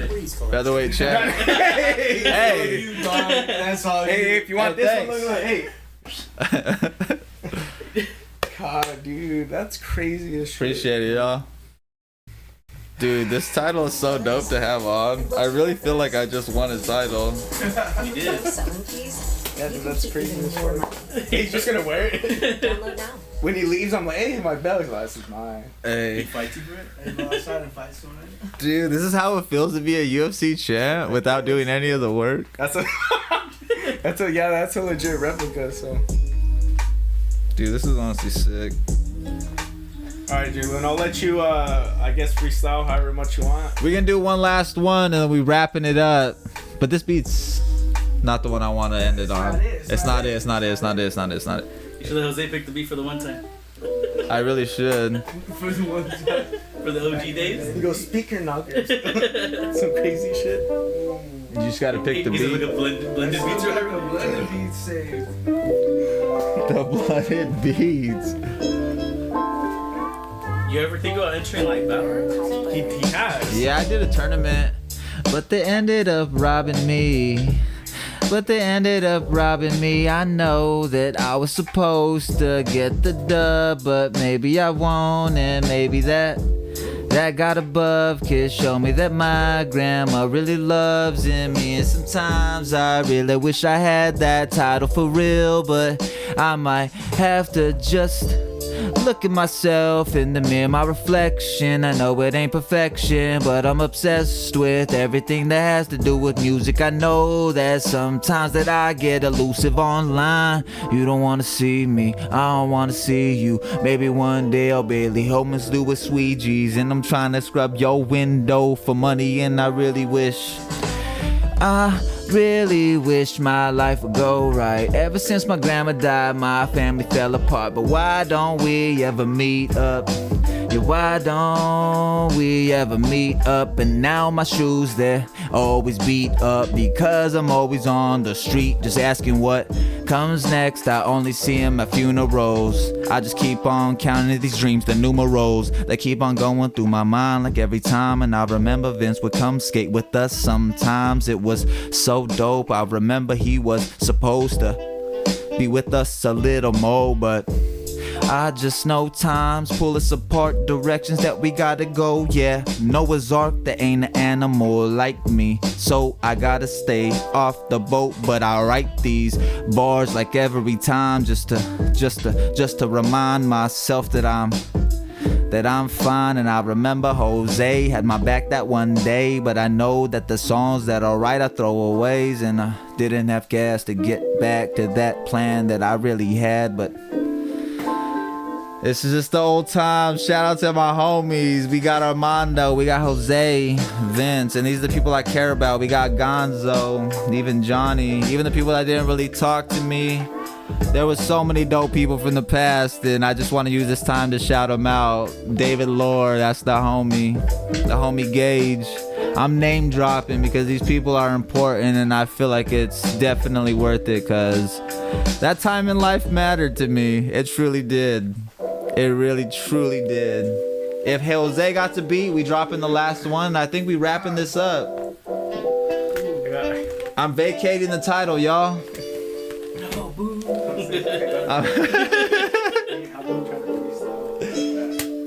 I'm vacating the title, y'all. I'm vacating that.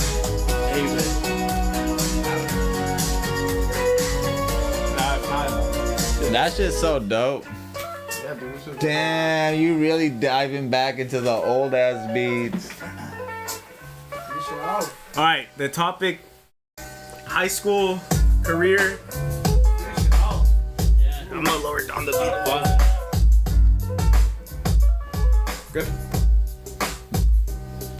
Good. Yeah, and we finishing it off. I remember back in high school, I would call my mom like, could I stay home? Cause I don't wanna go yet. I don't wanna know just how much that I'm behind. Cause I remember back in high school, I would just get high. Cause every time that I show up, I would wonder why I'm even here in the first place. Yeah, I would try my best in school, but I never really had the mind state that could get me further. Cause in the past was where I'd wanna be, was where I'd wanna stay. Cause I remember every single day it was on delay. And I'm not talking Spanish, I'm talking like on delay. Like I was just standing like paused. I ain't really trying to talk, all I really wanna do would just sit down cause I was gone. And I remember every morning me and Jose would walk through the cemetery by every grave and just wonder why we would blaze. But sometimes I would never throw that life or that passed away, cause these memories had really gave me every single time and every pain that I had to grow through. I just know you was right there beside me, cause we would do the dopest shit, and that telescope, it gave me a glimpse of where I would be, cause I was so behind and I would see my friends just pass me up. Like, I'm so glad that my homie Vince be really doing good. Got this family in that house, he got the roof over his head. I know it's be going well, and me and Gonzo Jose, well, oh well, we on track, we really going through it. And sometimes I really am proud that I knew him, and I couldn't say anything else for my life. And if I had one chance, yeah, I would do it all the same like one time, cause high school was the dopest. Even when I was high, I would still try my best to be right there, be the best I, the best me, the best Jess E, cause I don't know what's left, cause during testing all I ever did was test weed. Like, what's the best strain, what's the best thing that I could breathe in? And I don't know if I paid for it, and I don't even know if I could pay or go back. But I remember Jose, he had my back in that black Malibu. Yo, where was you at? Cause some days, and I remember Grand Arroyo like it was the best time. My memories rewind. Sometimes I really just wanna unzip and try to find, like, how could I just leave that past? Those memories and everything in my life, it overlaps. I miss my dad, and I miss my mom, and I miss my brothers, yeah, and I miss my cousins though. But I really try to smoke to try to forget everything inside my brain, but those memories could never cease. Ah, let's go. Woo! Hey, that was the last free. I appreciate it. Bring the title back. I know I vacated it. But we bringing it back. Double champ. What's good, y'all? Oh my god, dude. I'm in genuine, like, just lost for words, dude, cause where the fuck? I think, like, the initial bar where you're like, fucking, you said remate, tu tecate, I was like, oh my god. They even threw in FAMAS in there too. Oh, the FAMAS bar, I heard that, dude. I really like that one. Cause the FAMAS was my favorite gun, BO1. Yeah, Shout out Zoo Level. I love that Zoo map. I don't even know what to say, dude. I'm like, I don't think I've ever been in a spot, Jlooon, where, like, I'm like, dude, I'm just lost. I don't even know how to close. I don't know what to say. I mean, I think this is the best spot to end it realistically, off of some freestyles, some intimate freestyles with, like, us, right? Because whenever you're spitting, I was like, I felt that shit too. Rewind it, you'll see spots where I'm just like, what the fuck?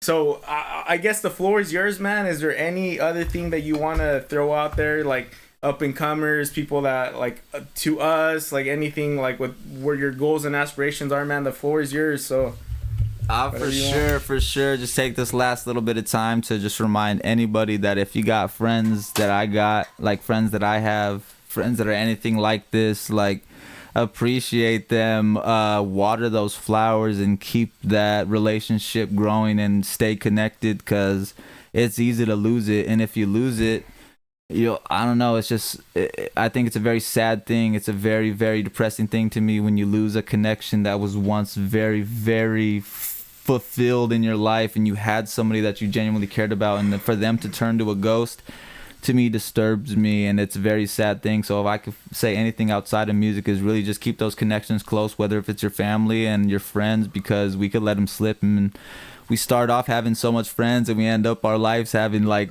one maybe or zero. But I got a lot of music out. If you want to listen to it, check Jlooon. But I'm always gonna rep for the human side, the humanity, and the real side. So Jlooon, JLOOON on all platforms. But the thing I want to leave with you is just take life seriously, and just do your best in everything, because it's easy to slack and click on a remote and watch the TV until the day ends. But if you got something you love to do and you got something to offer the world, you should put time into it, because it for sure matters, not to just yourself, but it could affect somebody and help somebody that's in your shoes. And last thing I want to say is just do your best every day, man. Take it from somebody who's messed up and done a lot of things wrong, and just took a lot of different paths that I wish I didn't take. Just stay true to yourself and just be somebody good in anything that you try to do. So for sure, I'm glad if it's even one person that watched this, thank you. And yeah, I appreciate it. That's fucking amazing. Man, shout out Jlooon, dude.